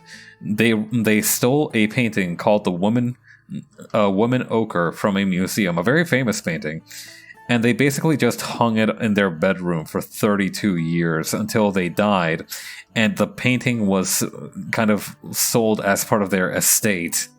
So they didn't even sell it or anything. They actually died before the painting saw the light of day. Yeah, the painting was unsurprisingly quite damaged from the experience, but it's still really funny that was a thing that happened. God. Just like stealing a painting for the fun of it. Not because like you want to sell it, but just because you want to hang it in your own home.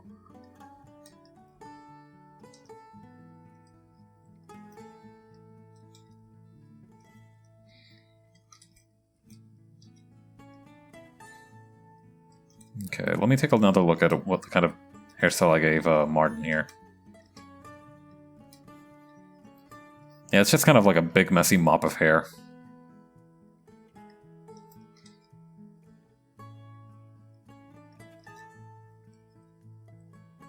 You know, with an undercut, because why not?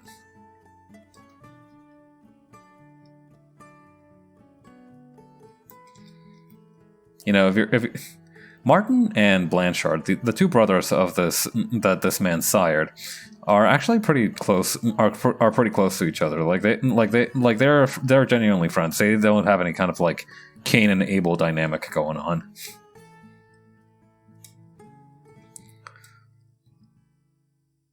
All right.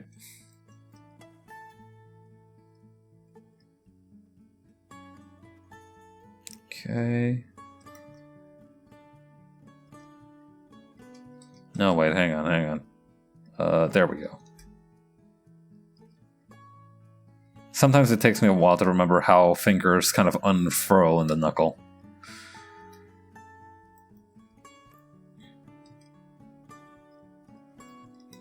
Oh yeah, here's another funny thing. Apparently giraffes didn't always have long necks. They used to be pretty short kind of creatures who would ram each other with their horns. But because they kind of specialize towards grazing, they just no longer have that.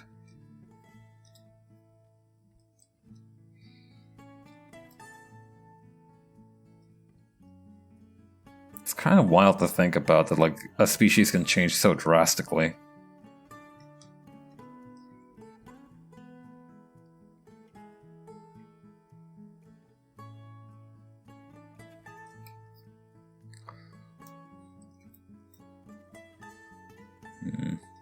Yeah, I think I'm going to keep him kind of small here.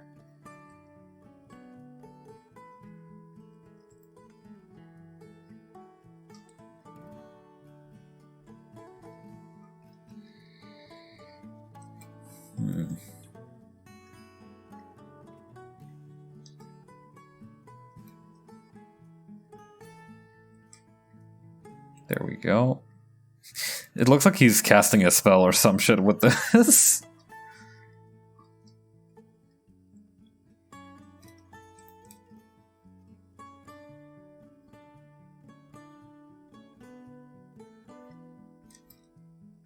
Okay, there we go.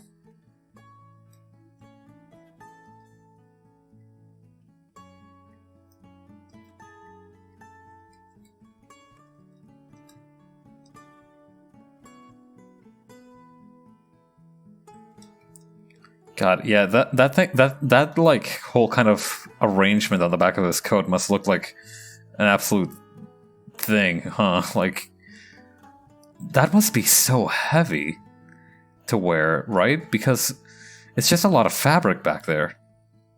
I hadn't really thought of that before, but trench coats must be really like they must be really bad for your shoulders and your posture. Oh goodness, it says welcome to the chat room. Did the stream crash for a second or something? I wouldn't be surprised if it had, but it'd be kind of a bummer. Actually, no, I would be surprised if it had. I have like an Ethernet connection now. That shouldn't be happening ever. Unless I forgot to pay my internet bill. In which case it's very likely to happen. But if that was the case, I wouldn't be able to stream right now, would I? The mysteries of the universe are indeed quite profound. Yeah, my X-Men power is just being able to live stream without an internet connection. But I can only do it while I don't realize that I'm actually doing it, though. It's kind of like a Looney Tunes kind of deal, like where the moment I realize there's no ground underneath me, I stop being able to run on air.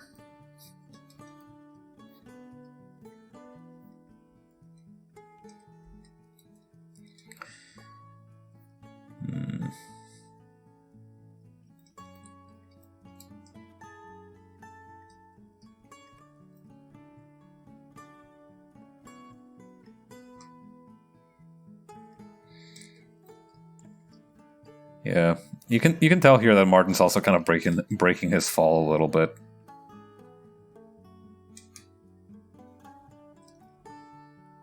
Yeah, just kind of like lying your arms flat out like that.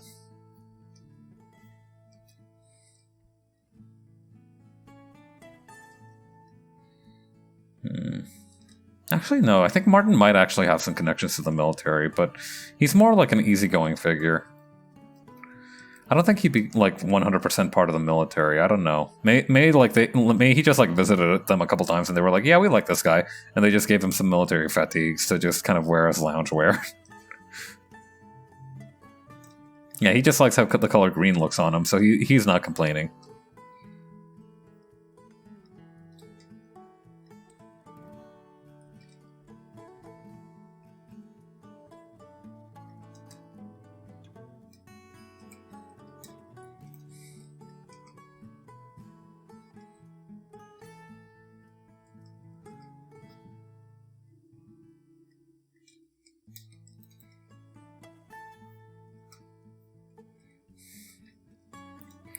Okay. Besides that, personal items. Okay, what do we got?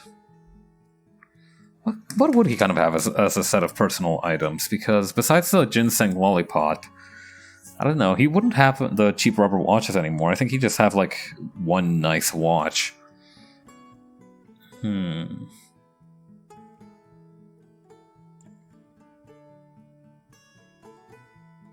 Maybe some kind of memento from the day he was saved would be good. But I don't know what that would be. Yeah, the bullet necklace doesn't really fit him either anymore.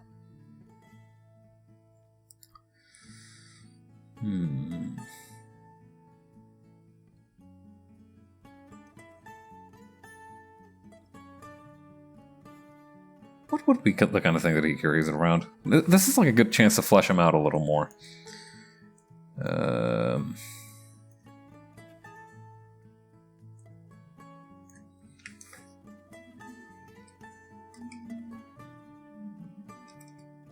There we go. Okay, so maybe I can put the sword on there? Maybe I can have it like... Yeah, maybe I can put the sword there. Okay, so this thing is kind of interesting looking, at least. So basically what it is again, and I explained it a little bit, it's like an executioner's blade, but the crossguard, the handle looks a little bit like the Ares symbol. And the blade kind of comes through the handle a little bit, which would probably be really dangerous if this wasn't fictional. This kind of looks like a turkey leg, this thing. Turkey. Now I want...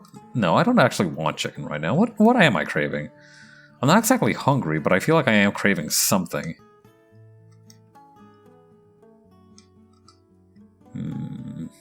It's not something sweet. It's not something... maybe it is something better. Not something salty. What is it? What could it be? Come on, tell me, my body. What do you crave? What sustenance do you desire, my lord? Yeah, the worst is when you're, like, hungry, but you're not really hungry for anything, so you just kind of have to force yourself to eat whatever's around the house. You know, like, if you're craving, like, carbohydrates or protein, then you can just make yourself, like, a sandwich or, like some kind of meat dish. But if you're just kind of generally hungry and don't know what you want to eat, then that's just kind of a pain. Okay, there we go.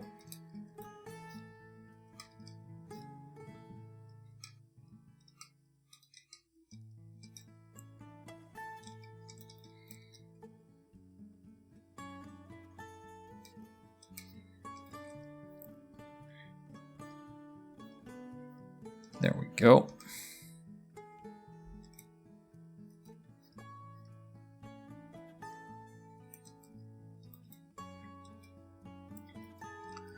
Then from there, I feel like I could probably make this a little thinner. There we go.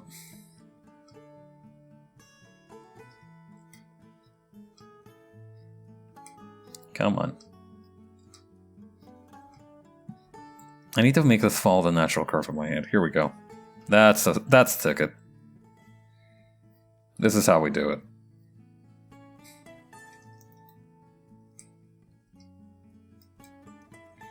Okay. Then from there... What else is there? The lollipop I think I'll keep. I'll keep the little ginseng lollipop. You know, the old man can have a treat once in a little while.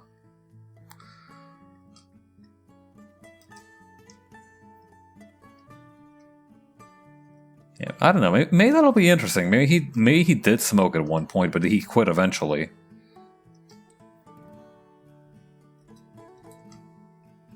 I think that might be interesting. So maybe like the lollipops are kind of like his replacement for it.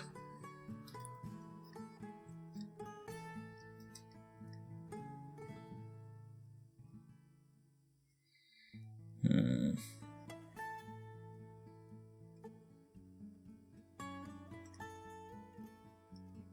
Then over here. Okay, and for the third item, what would be good for him? So maybe the watch? I don't know. Maybe some kind of memento besides... I don't know.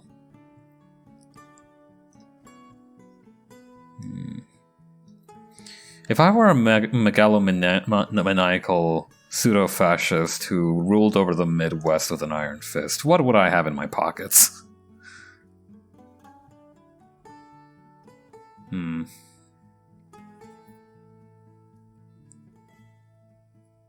Oh, maybe he can carry around like incense sticks or something. You know, maybe the scent of them calms him down. That might be interesting. You know, maybe he uses them to meditate or something. That's interesting. I think that gives him a little bit more depth.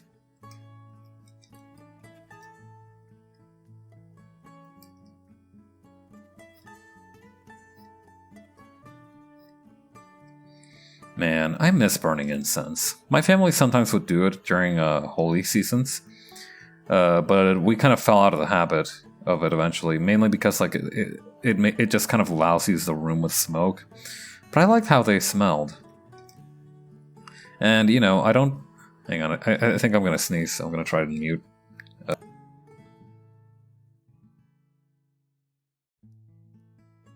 Nothing? No? Not gonna come? Okay. Yeah, no? Okay. Sneeze alarm. Okay, taking back the sneeze alarm. That's not gonna happen, unfortunately. God, that's always such a moment killer when you think you're about to... The only thing more of a moment killer than sneezing during like an important thing is saying that you're about to sneeze and then not sneezing. Like, what? Why did you bother then? Well, I took time out of my busy limbo of incoherent thoughts for this? Come on.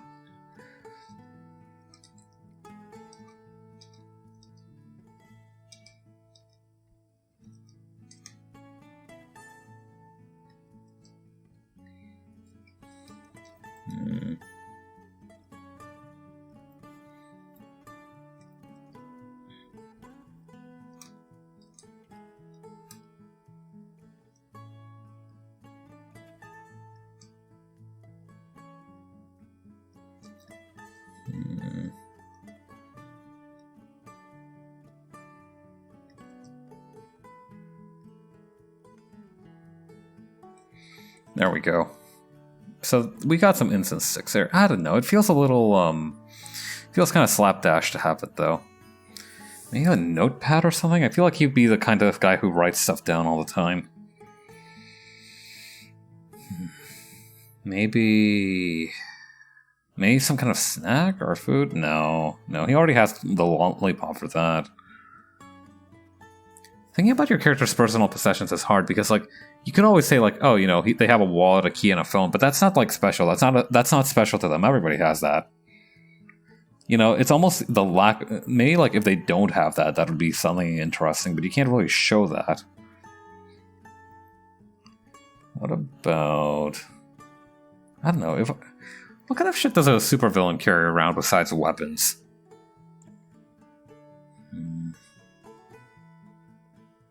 Okay, so we got incense, we got...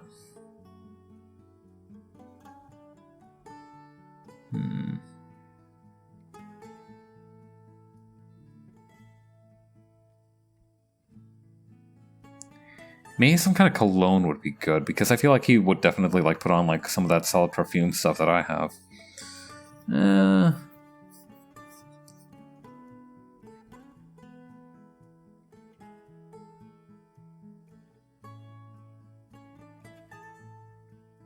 I don't know, maybe we can come back to it.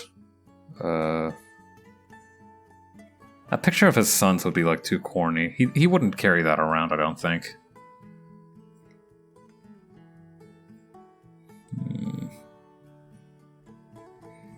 Maybe... I wouldn't carry a gun either.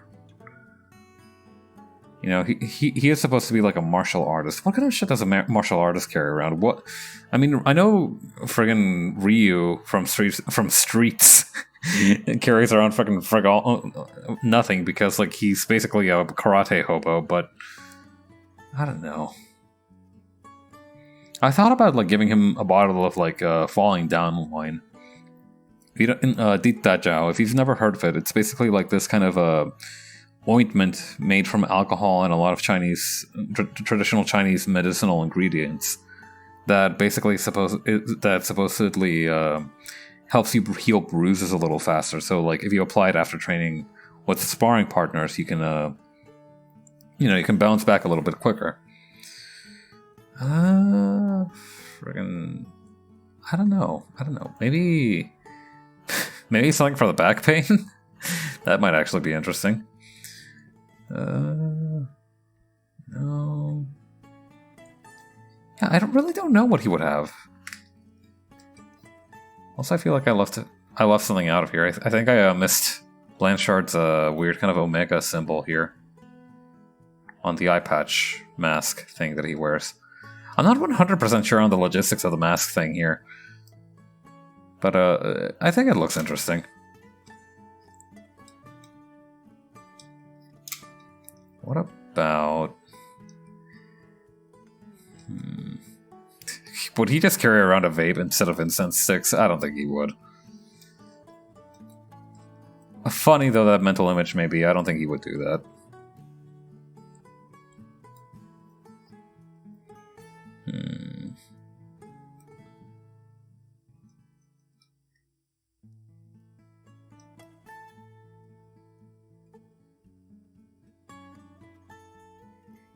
Oh, what about, instead of like a normal cell phone, it's one of those fancy satellite phones? That might be interesting. Hang on.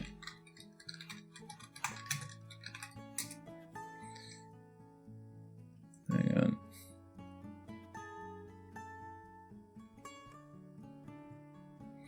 on. These things look kind of boring though. Not gonna lie.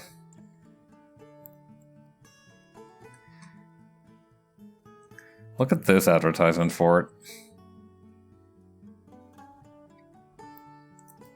I like you can very clearly being able to see the cameraman reflected in the dude's goggles. What is that they've got back there? Is that just a backpack? You really couldn't have just like made this guy move a couple inches to the left and just have him cover that? And what's this guy over here photobombing the image? Why does he look like he's wearing a t-shirt? Why does he give me the same vibes as Germa? There's so much going on here.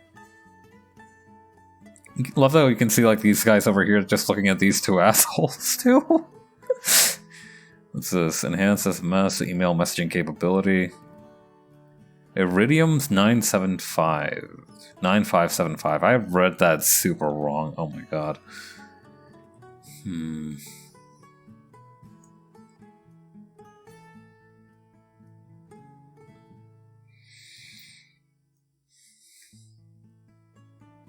God, what if I just made him carry around like a big old thing of compromat? That might be funny as well, but I don't know. You wouldn't really have that just on your person, would you? I could give him like... I did say that I could give him like some kind of back medicine or something, like maybe like those thermal patches that you put on your back if it hurts.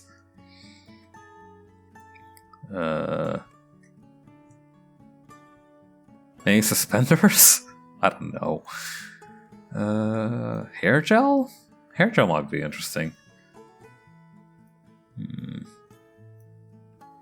Well, we've wasted a bit of time on this already. Let's just leave it undecided for now. For the moment, what we can do instead is start painting him in.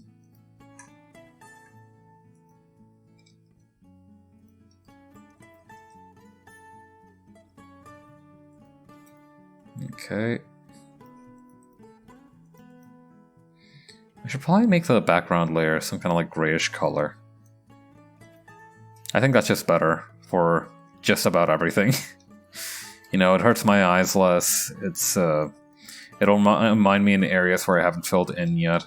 It's just good. It's good practice. What else is there to do?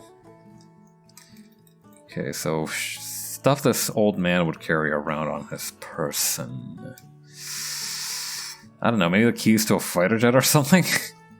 No, Sonny's already got, like, keys as a personal item, so it feels weird to have him have the same thing.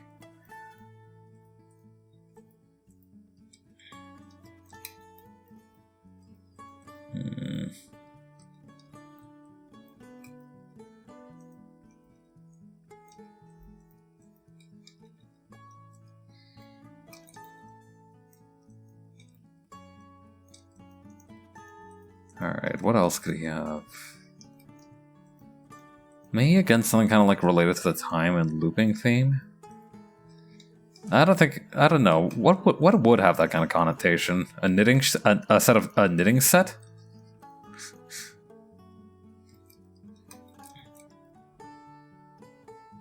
Lord, I tried to get into knitting one time, but it just did not take. I don't think I had enough patience to learn how to do it properly. I just ended up with a lot of, like, yarn and frustrated emotions. Which I imagine is also what cats get out of, like, playing around with yarn. But, you know, not so much fun when you're a human, I don't think. Okay, why? Oh, tolerance, maybe down? No, that's just still gonna fill it? Oh well, I can handle that in like a while. Okay, then what do his kids look like again with the color schemes? Martin's slightly more tan, but Blanchard is slightly paler even. Yeah, you can see that like Blanchard is just a little bit more pale. Also, his arm is like really messed up there. I gotta fix that right away. I knew something was off about this arm. You could even say it was disarming. I will not apologize for the things I say. Unless I've actually hurt somebody, but like I don't think puns count in that kind of vein. I will 100% apologize for everything for things I say, except for the puns. Those are forever. Those are my legacy there. Okay, then over here. God, having it against the gray just really does emphasize just how absurdly pink the skin tone is. My man's looks like he could like burn his skin in the moonlight.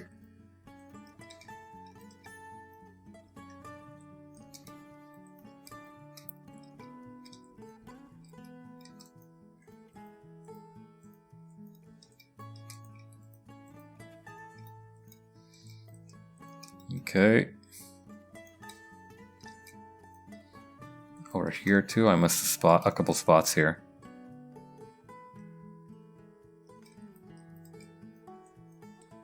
No, that's pretty good. Then from there, Martin's skin tone.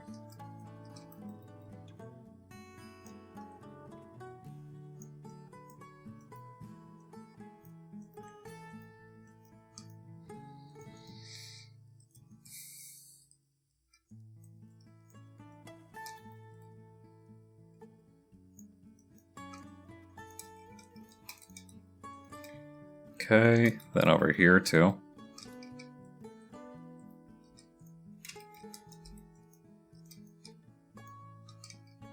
Cover that up there.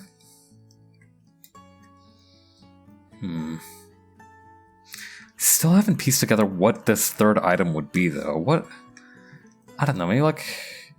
I feel like having it just be like a spare of something would be a cop-out.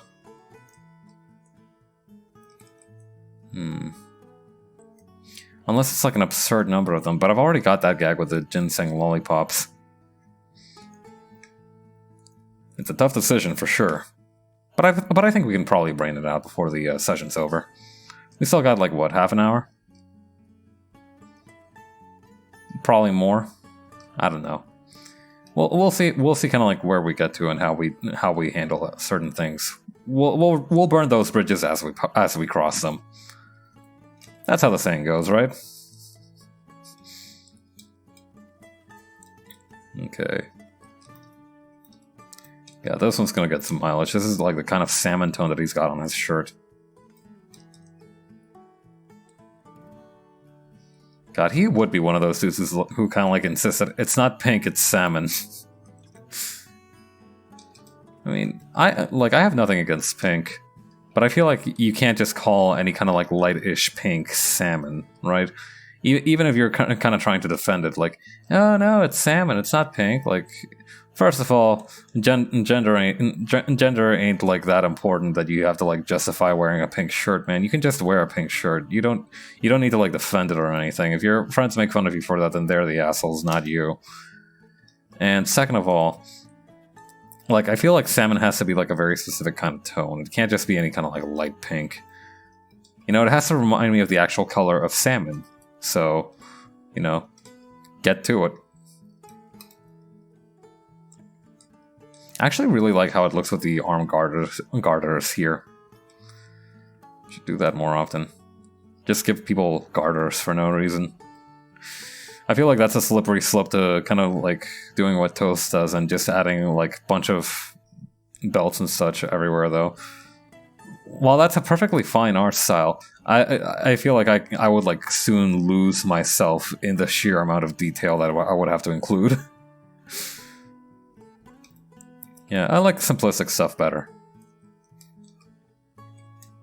You know, a little bit of flair here and there is 100% called for, but like, it can't be too much, is what I'm trying to say.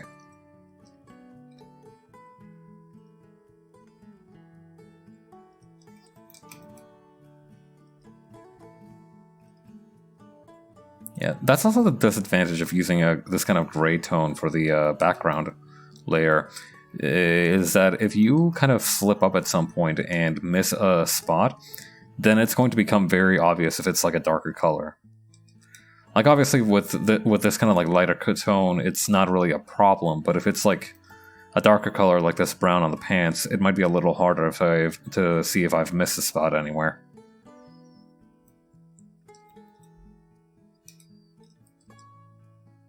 Okay.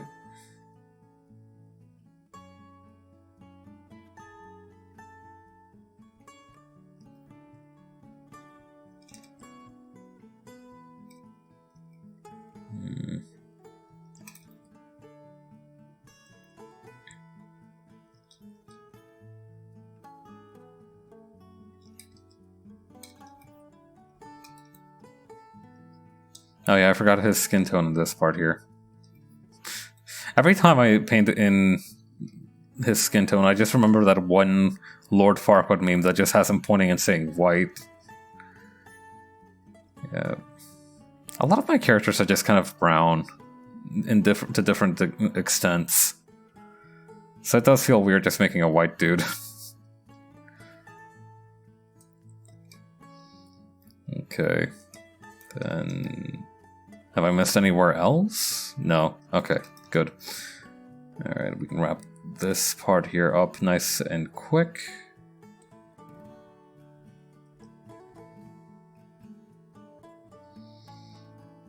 Okay. Then... what else we got? Got this part here. And here. And here as well. Oh, forgot the pants over here.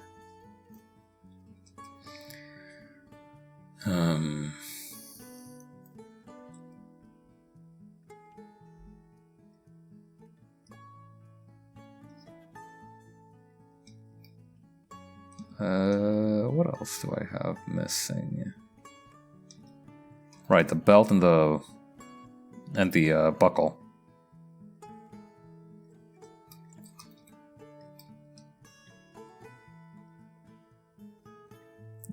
I don't like the kind of like cheese yellow that this belt is. I think I'm gonna switch to like a lighter yellow. Because it really did look like he was just wearing a square of American cheddar on there. You know, just for kicks.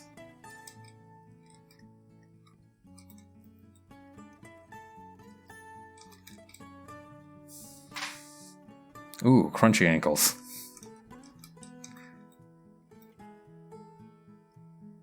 God, yeah. It just, like, forget for a moment the logistics of making this coat.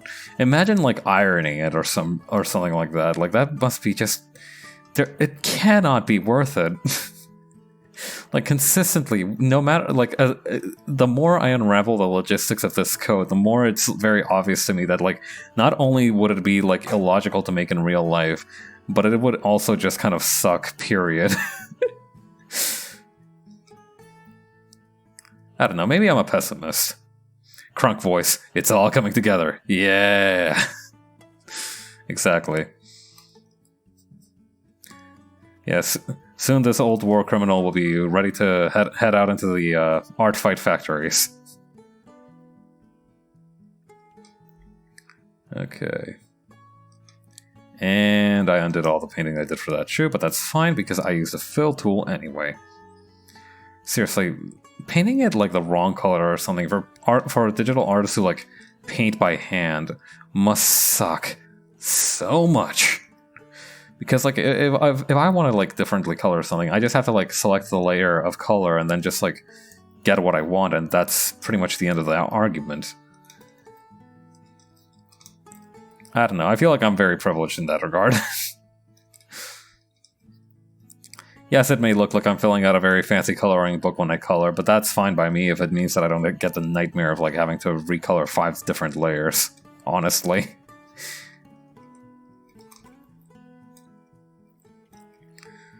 Okay. Oh, yeah, I'm also gonna need these colors here for the arm garters.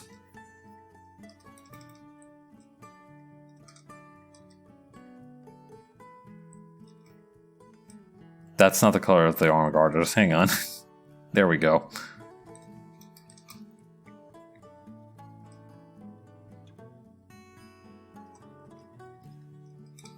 Perfect.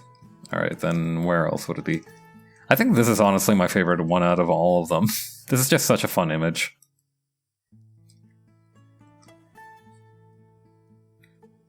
Grandpa partied too hardy and now he's got backaches. Okay. And from there... The hair, I think, would be a good next step.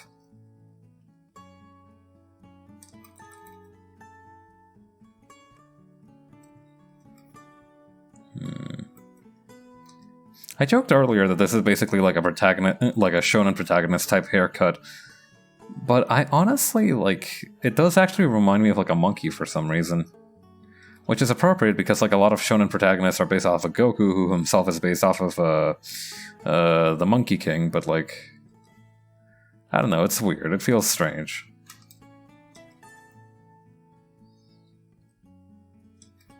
It's like he's some kind of like pastel tone Guy Fieri with his hair, you know?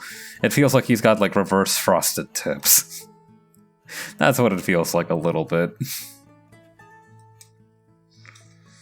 Okay. Yeah, instead of going from dark to light, it goes light to dark.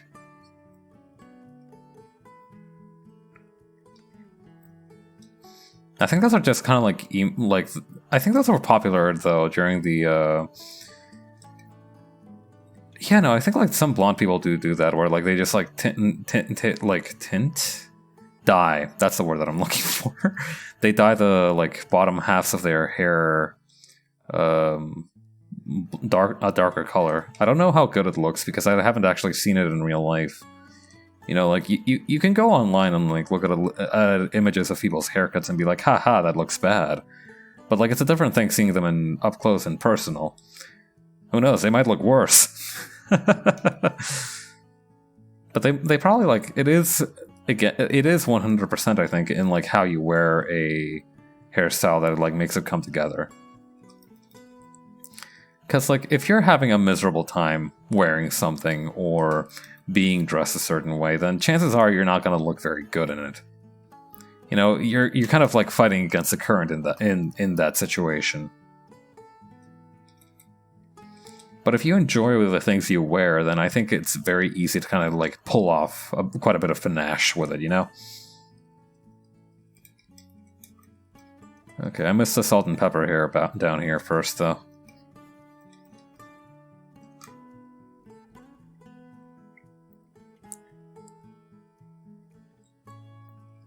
Okay, then over here.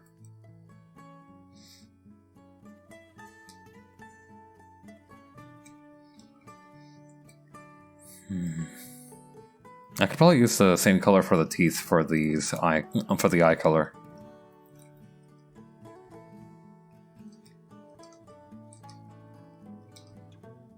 No, that's a little too not white. There we go. Smabs, Loaf, how are you, my friend? How you doing? How you been? I see you're telepathically listening in again. I'm not gonna ask how you do that because the whole bit is that it's just hilarious to think that you have telepathic powers. But it is funny to just see you consistently showing up to the function, no audio, but still listening to every word that I say.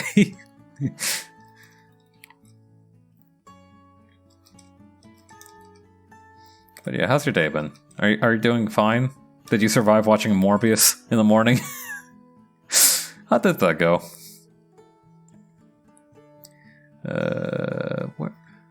What can I do? I think it's time to move on to another color. Yeah, I think it is time to move on to another color. Okay. Yeah, Martin's hair color is kind of like this kind of more light-toned gray. I like to use it as I can't hear well option. Ah, I see. Oh, I get it. Okay. Oh, that reminds me. I did not watch it, to be honest. That's fair. Yeah, I remember that you were pretty much tuned out. But that's, again, fair. God, I really need to find out how some streamers get, like, closed captions on their streams, because I'd like to be able to provide that service. What kind of color should it be? Just kind of like tattooed gray? Or like... Yeah, kind of like that color, I think, would be good. Yeah, Grandpa War Crimes and his hunky sons. Oh, it's not that hard. Oh, that's good then. Yeah, that'll be something I can set that up this weekend then. I don't know. I leave a lot of things to the weekend. It doesn't really work well that it warps your words. I do say some weird shit sometimes, so I don't know, maybe... I don't know. I don't think I use that weird of a vocabulary a lot of times. I feel like I have some pretty clear elocution, you know? Who knows? If it sucks, it sucks. If it doesn't, it doesn't. I think it's good. It's a good idea to try it out no matter what, though. I'm all about that accessibility lifestyle. Not also because like I have a hard time reading, like listening to stuff sometimes without reading also. You look like you say scrumdiddlyumptious. Yes, but I pronounce it perfectly. Therefore, it's not a problem. I don't know. I don't say scrumdiddlyumptious, but I do like... I have gotten attached to saying like something is toothsome.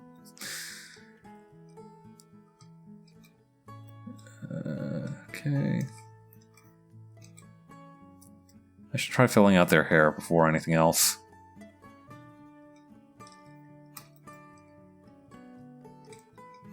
Something is what? Toothsome. Like, you know, it feels good against your teeth. Toothsome. I mean, it's usually used for like pasta and stuff, but it can also just generally mean tasty. You know, it's not that weird of a word. You can definitely see like where the term came from. All right, there we go. Not quite. What the fuck? I don't know what kind of reaction that is to learning vocabulary. If this is how you react to learning new words, then grade school must have been hell for you. All right, over here. Finish that up.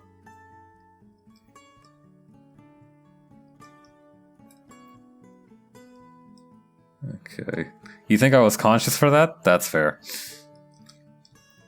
Yeah, no, you do kind of just run on autopilot in video games until you're like 16, and then at that point you're just kind of, you know, released into God's green earth, ready to do whatever the hell you want.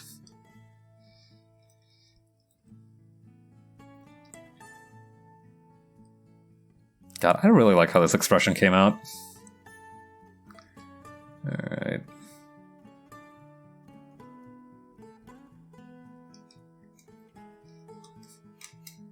Okay. Then from there, what else are we missing? Oh, hang on. That's not the that's not the color the teeth are. That's not a tooth color. There we go.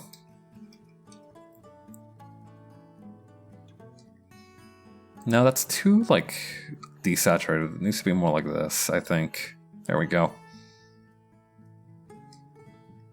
Yeah, kind of like this brownish bomber jacket.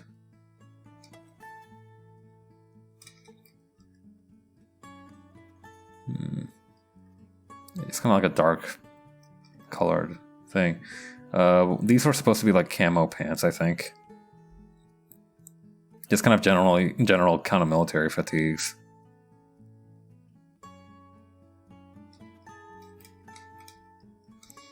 Alright, then yeah, I think Blanchard's color pants were also kind of like greenish colored like this. Very difficult to see with the background here.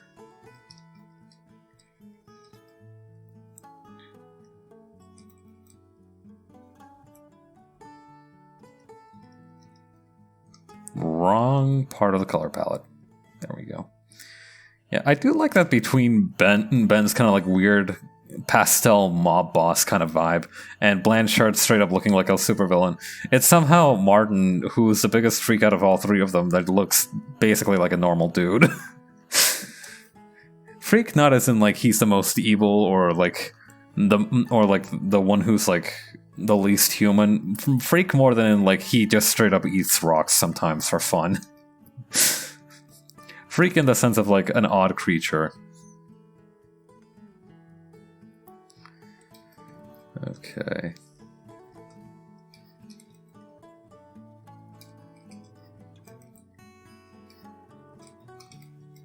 There we go. And also over here. Perfect. And now we gotta do this other part of the coat, too. Whoops. Friggin'... I never... Didn't you ever see that thing where, like, three besties just never end up dressing the same? I mean, that just happens in real life, though, too, because, like... I mean, like, unless you coordinate your outfits, chances are everybody's just kind of gonna go with the clothes they're most comfortable with. And that usually ends up being a little bit different between person to person. I mean, between you, me, Bunny, and Toast, we have like a pretty diverse kind of. You would be surprised. That's true. Yeah. Oh yeah. I was doing some learning earlier. I was doing me a little bit of learning. And I found out that apparently one of the better ways to memorize stuff is to really exaggerate it in your mind. But like the guy who was like teaching the class got weirdly mean-spirited. So like for example, he was like, okay, let's say you have a friend from your class, and her name is Wendy. So you come up with a little rhyme to remember her name. Let's call her Bendy Wendy. First of all, really weird name. But you know, I guess it works if you want to memorize it. Now, let's say you wanted to remember Wendy by just her face alone. Let's say she had like a hooked nose or something, and I was like, oh, I don't like where this is going. Bendy's Wendy. Yeah, Bendy Wendy, the burger restaurant where you have to be able to do a bridge or else they won't serve you. Alright, sword is probably going to be kind of a black blade. This reminds me a little bit of Corona's sword from Soul Eater. I've never managed to finish that show, but that's just how Mexicans memorize people. Yeah. Yeah, no, like they'll just call you like gordito, and they're not trying to be like mean-spirited or like fatphobic or anything. They're just calling you that because that's just like your most easily recognizable physical trait. You know? There we go. And And then a couple of white stripes, I think. Actually, it might make more sense for these to be even an even darker black. No, that's like red. It needs to be more desaturated than that. Going through my parents' contracts as a trip, they got a motherfucker called Lucica Carra de Camarón. God. Shrimpina. Shrimpina real. God. Actually, I do wonder what a ginseng lollipop would look like in real life.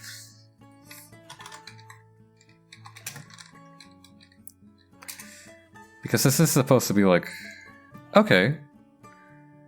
This lollipop is supposed to be made out of ginseng, but it looks like I got it right on the first try. These guys do look kind of like a... Kind of like mellow orange kind of look to them. Alright, we'll go with what we had originally then. Maybe a little bit lighter.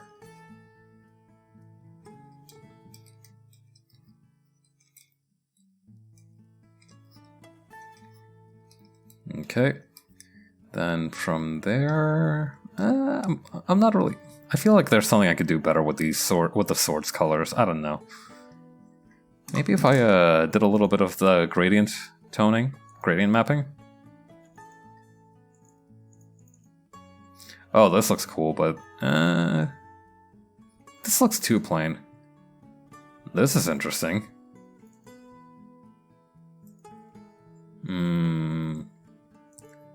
Colder, warmer. Yeah, okay, I think from there I'll just desaturate the hell out of it and then darken it a little bit. Yeah, that seems pretty good. Also, when I ask why they got her like that on their contacts, it's like the hooked nose thing, so I get it. Yeah, no.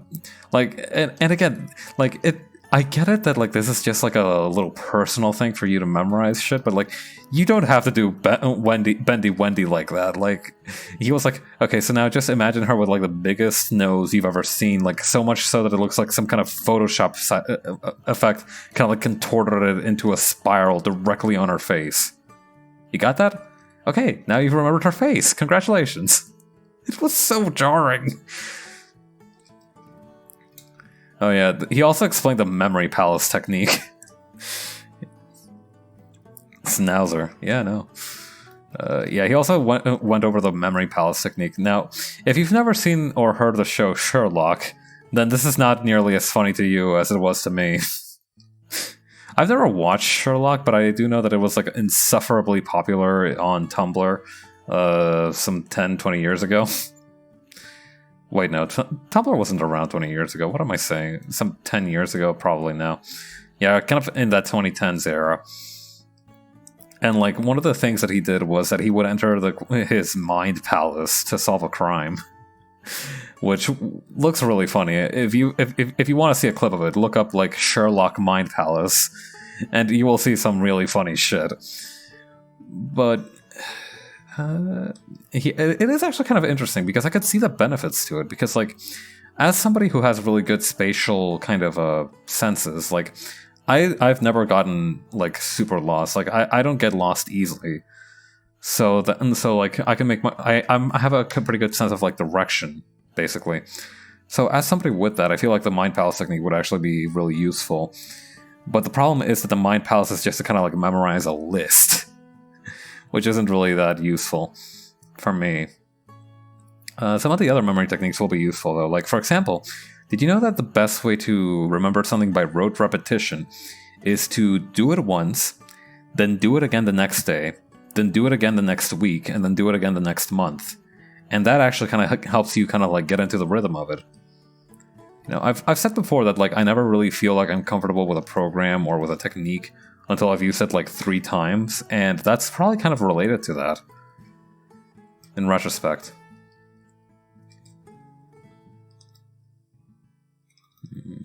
Yeah, I don't think I filled in the hair for Martin in that part yet, so I gotta figure out this tiniest little sliver of hair. Oh, that's just okay. So it all just kind of looks like that, huh? Okay, well that's fine. I can manually correct this. There we go. Okay, so now we need a third item for Grandpa War Crimes. I can't believe I've gotten used to that nickname for him. What would be good? Alright, so we got a sword, we got a ginseng lollipop. He had like a watch and a bullet necklace, but the bullet necklace isn't so much a lore thing anymore. I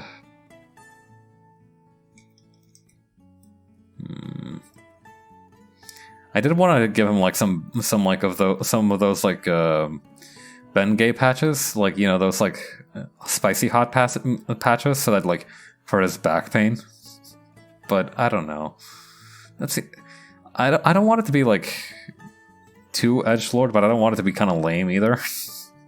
It's a fine line to walk.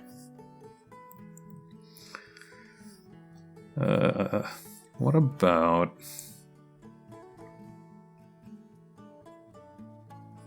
I heard getting gay patches and I was gonna be like, congratulations.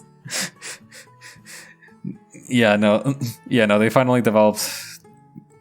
Okay, I don't think I can make that joke, but anyway, no, Bengay, the kind of spicy hot cream. No, I think it's got like a specific name. It's like menthol cream. That's the one. Yeah,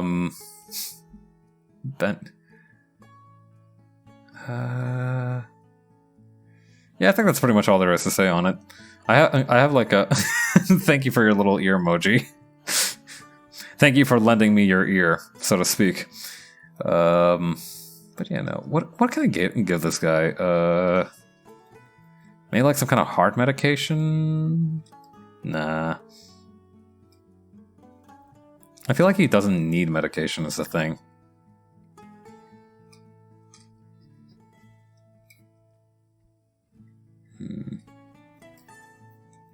Oh, I missed Blanchard's entire eye back here. I like this kind of tone of green that he's got going there. Like I said, out of these three meatheads, Blanchard is probably my favorite. Okay. What about...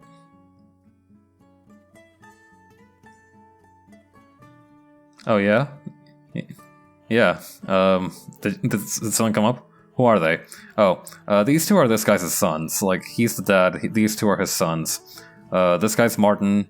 He's kind of like the more jock of the two. Blanchard over here is kind of the smart guy. The old guy is basically the antagonist of the story. I don't call him Grandpa War Crimes just for kicks. The meme, stop praying for my grandpa, he's stronger than all the nurses now. Stop praying for my grandpa, he's throwing his grandchild across the room. Well, no, Martin's not his grandchild, he's just his child. Yeah. Buddy coming in with a funny once. Yeah, they're pulling support duty for me today. I had them on as a what do you call those actors that like are supposed to be? I had them like on the bench just in case I stopped being funny during the stream. If I stop being funny forever, I am contractually meant to get a guy over here to do the honorable thing and sever my spinal cord, and he will then replace me as the funny man on the show. He'll still, you're funny.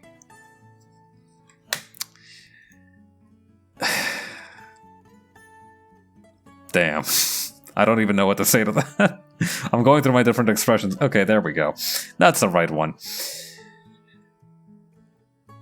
I mean, being funny is a subjective thing, right? Even if I'm not funny to you, I'm funny to somebody. I know you're saying that as a fun rib thing, but like, I must be funny to somebody out there. Yeah, I've got statistical evidence that at least 90 people think I'm kind of hilarious. So. Okay. But for real though, what am I gonna give this guy? As a third kind of thing. Incense stick was good, but I don't really feel it. Maybe a book? What would be meaningful to this man?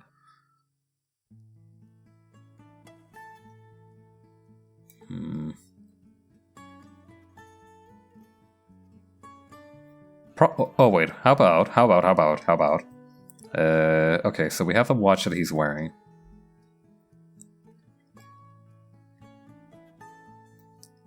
But on the back of it is kind of engraved a specific date with a specific time in the past, like, that's yet to come.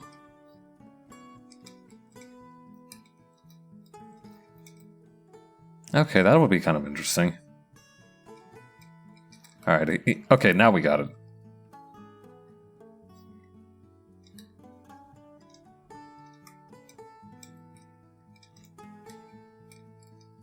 Okay, there we go.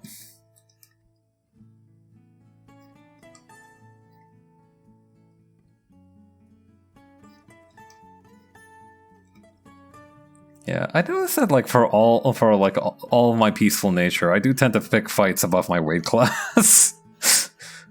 Like just now, like I very easily kind of like, I don't know, like I don't think it's a bad thing necessarily, but I am very like quick to get defensive. If only in a funny way. I don't know, maybe that is a habit that I just need to be aware of. Short guide things. Yeah, we've got like a high. Yeah, that's fair. Physically, I'm not that short, but spiritually, I am 100% a short king. Oh goodness. Yeah, on all levels except physical, I am 5'5".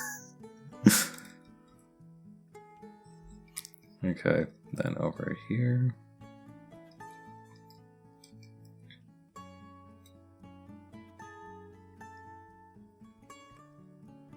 I thought you were 4'5". I mean, yeah, but like, I mean, like in real physical terms. You know, in my human form, so to speak. Not to kind of undo the careful paper-thin layer of kayfabe I've built up for the last 3 years. Actually, no, I've only been streaming for about 9 months now. Wait, no, wait. That can't... 8 months, I think it's been, because, like, okay, yeah, October, November, December, January, February, March, April, May. Yeah, that's about 8 months. Yeah. I think I would have reached 9 months of streaming on June... Yeah, congrats on the pregnancy. 8 months, 8 months. I'm not due for another month, okay? Calm down. You still have time to throw me a baby shower. Okay. Pregnancy. That's such...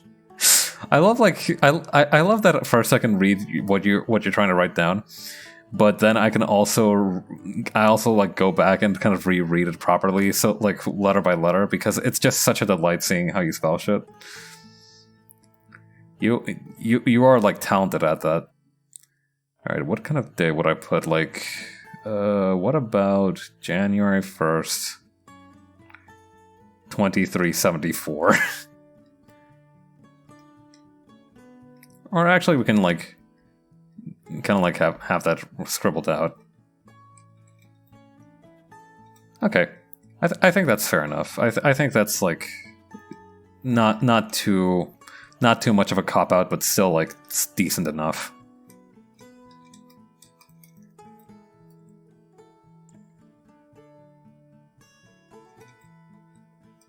Yeah. Yeah, for some reason this guy's just really afraid of this one particular New Year's in the future.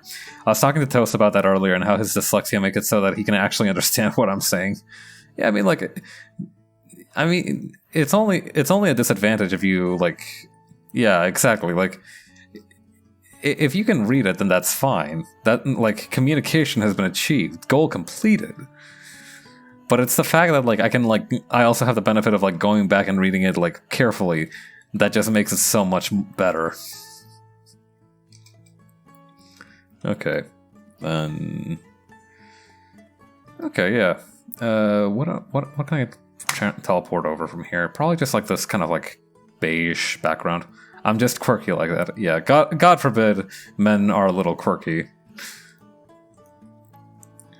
Okay.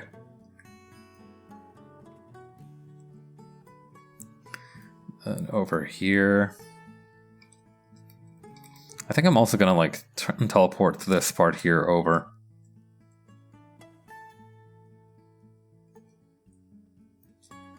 Why is he afraid of January 1st? I don't know. I maybe like he is supposed to be a time looper, so maybe like he dies on a specific January 1st for a lot of all the time. All right. Okay, so what else? What? Okay, so text, right? I actually did find a good font from another time. Okay, so oh, my spline.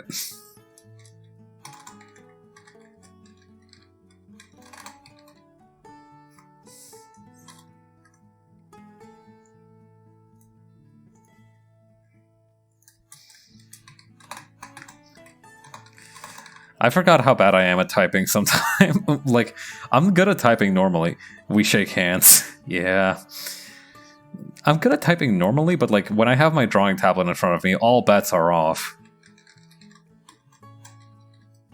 I just fat finger every other key thing.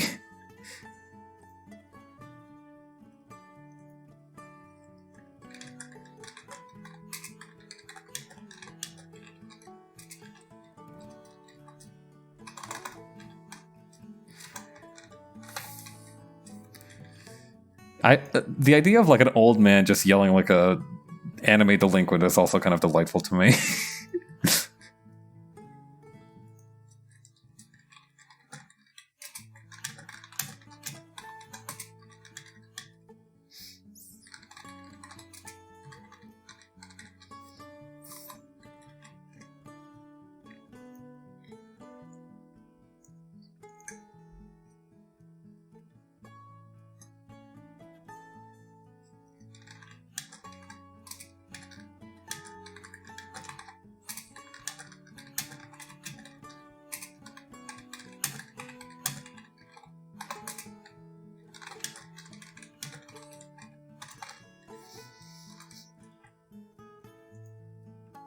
Alright, I need to like put this on a different one so it's nice and even.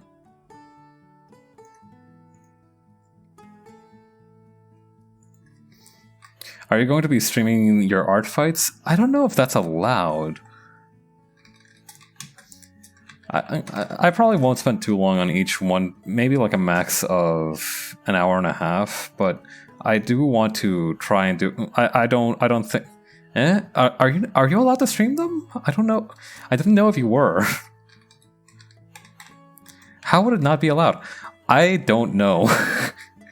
Like, I don't know. Maybe like it feels a little weird that I don't know. Like they have like some very specific rules about like what you can and can't do with them. So like I figured like maybe it's a good idea to just not, you know, not mess around and find out.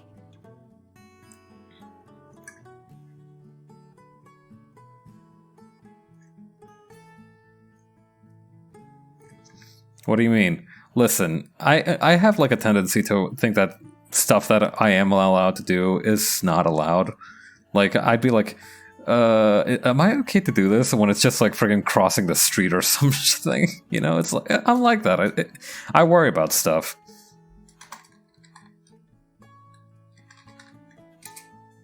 Anxious.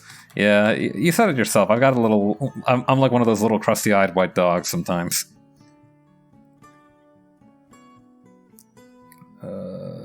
Right, okay. Then over here.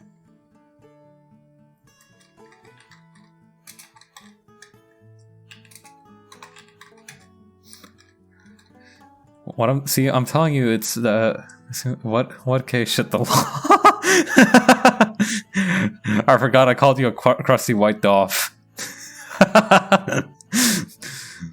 Yeah.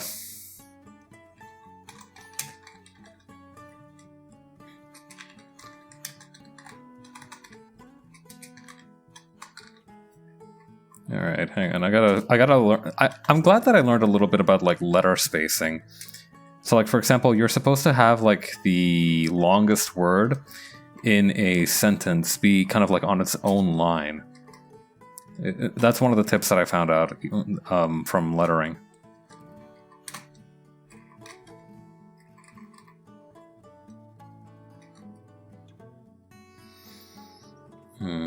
I could just shrink this a little bit and save myself some of the hassle.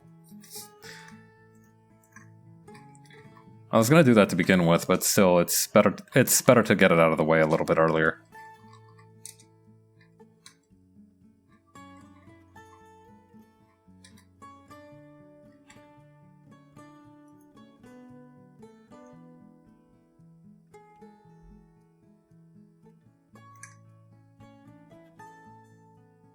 I could also move the sword a little bit. I feel like that might be a good idea.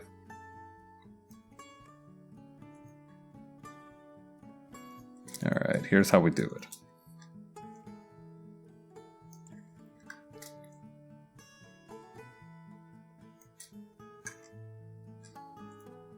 Okay, and then from there, Control D to deselect that.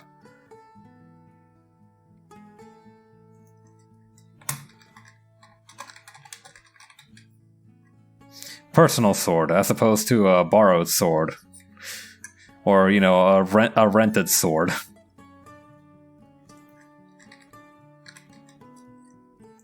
Or just sword. Yeah, just a generic kind of sword, you know? The kind you can buy from a factory. Stolen sword. Yeah. Got it. Yeah, just like Metal Gear Rising. I said that my sword was a tool for justice, something not to be wielded in anger. But I'm not so sure anymore. And besides, this isn't even my sword. That's a real line from a real video game. Alright.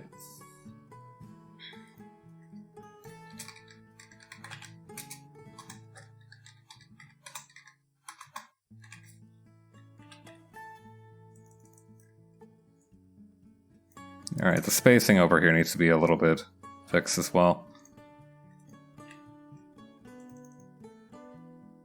Yeah, there we go.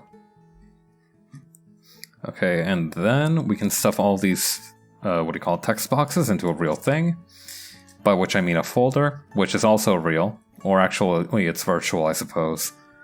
There's a lot of questions when it comes to, like, what is real and what isn't with, like, computer shit. I need to swear less. I should like make a little swear jar. Yeah, that's something. Yeah, maybe that's something I can rig it together. You know, like I can't believe you drew the yeah Gramps. Now let's get you to bed. Yeah, that's basically what this is, with the Detective Pikachu expression, no less.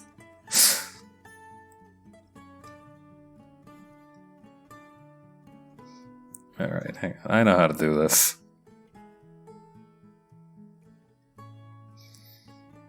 Alright, here we go. Yeah, who do you think you are? I am. That's such a good clip.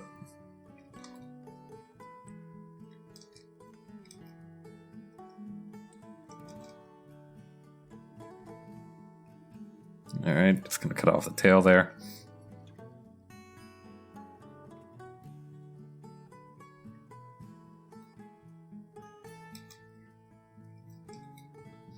And over here.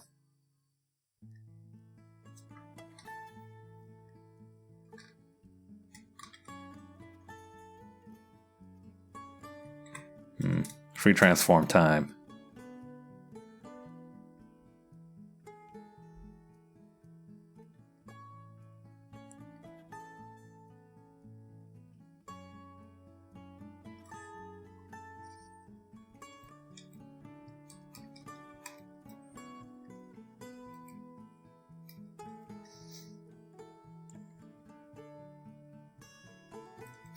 I like that. I also like that, like, because I'm probably gonna post this on Twitter.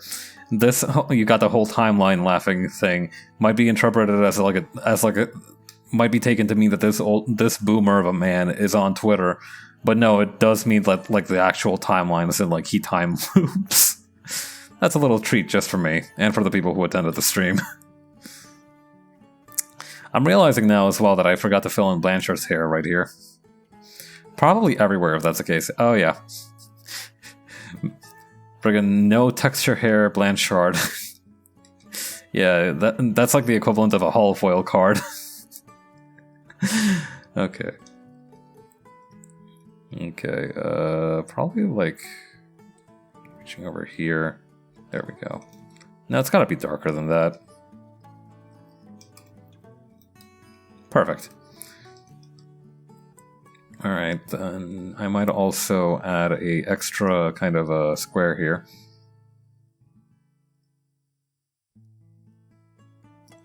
Okay, so I want this kind of color, but like brighter. So around here.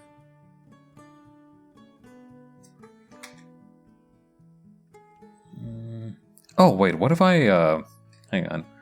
Control Shift T, and if I just skewed it a little bit. How about that, huh? Ooh, that's nice. That's interesting.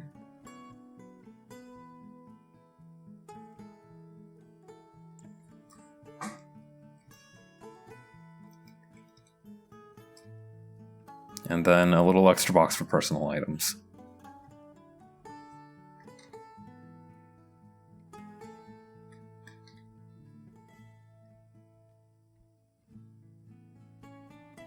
A little bit smaller.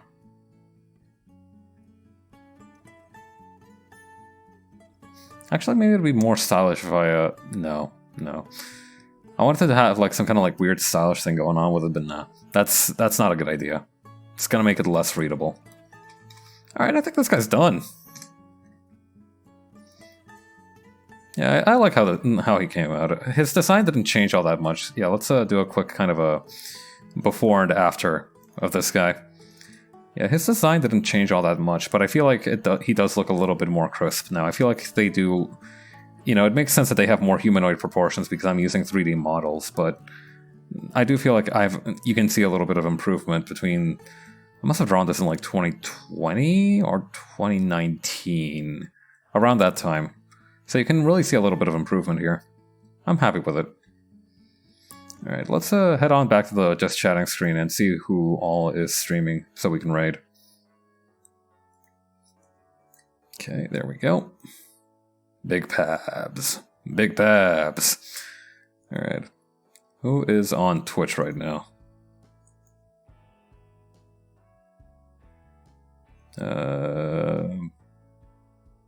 Okay, so we got Pokemon. Oh, okay, we got a few people today. That's good. It's always good to see like a lot of people streaming. It makes you feel like everybody's out here tonight. Okay, so let's go raid Arlie Darkfire, who is playing Pokemon Sword and Shield. Alright.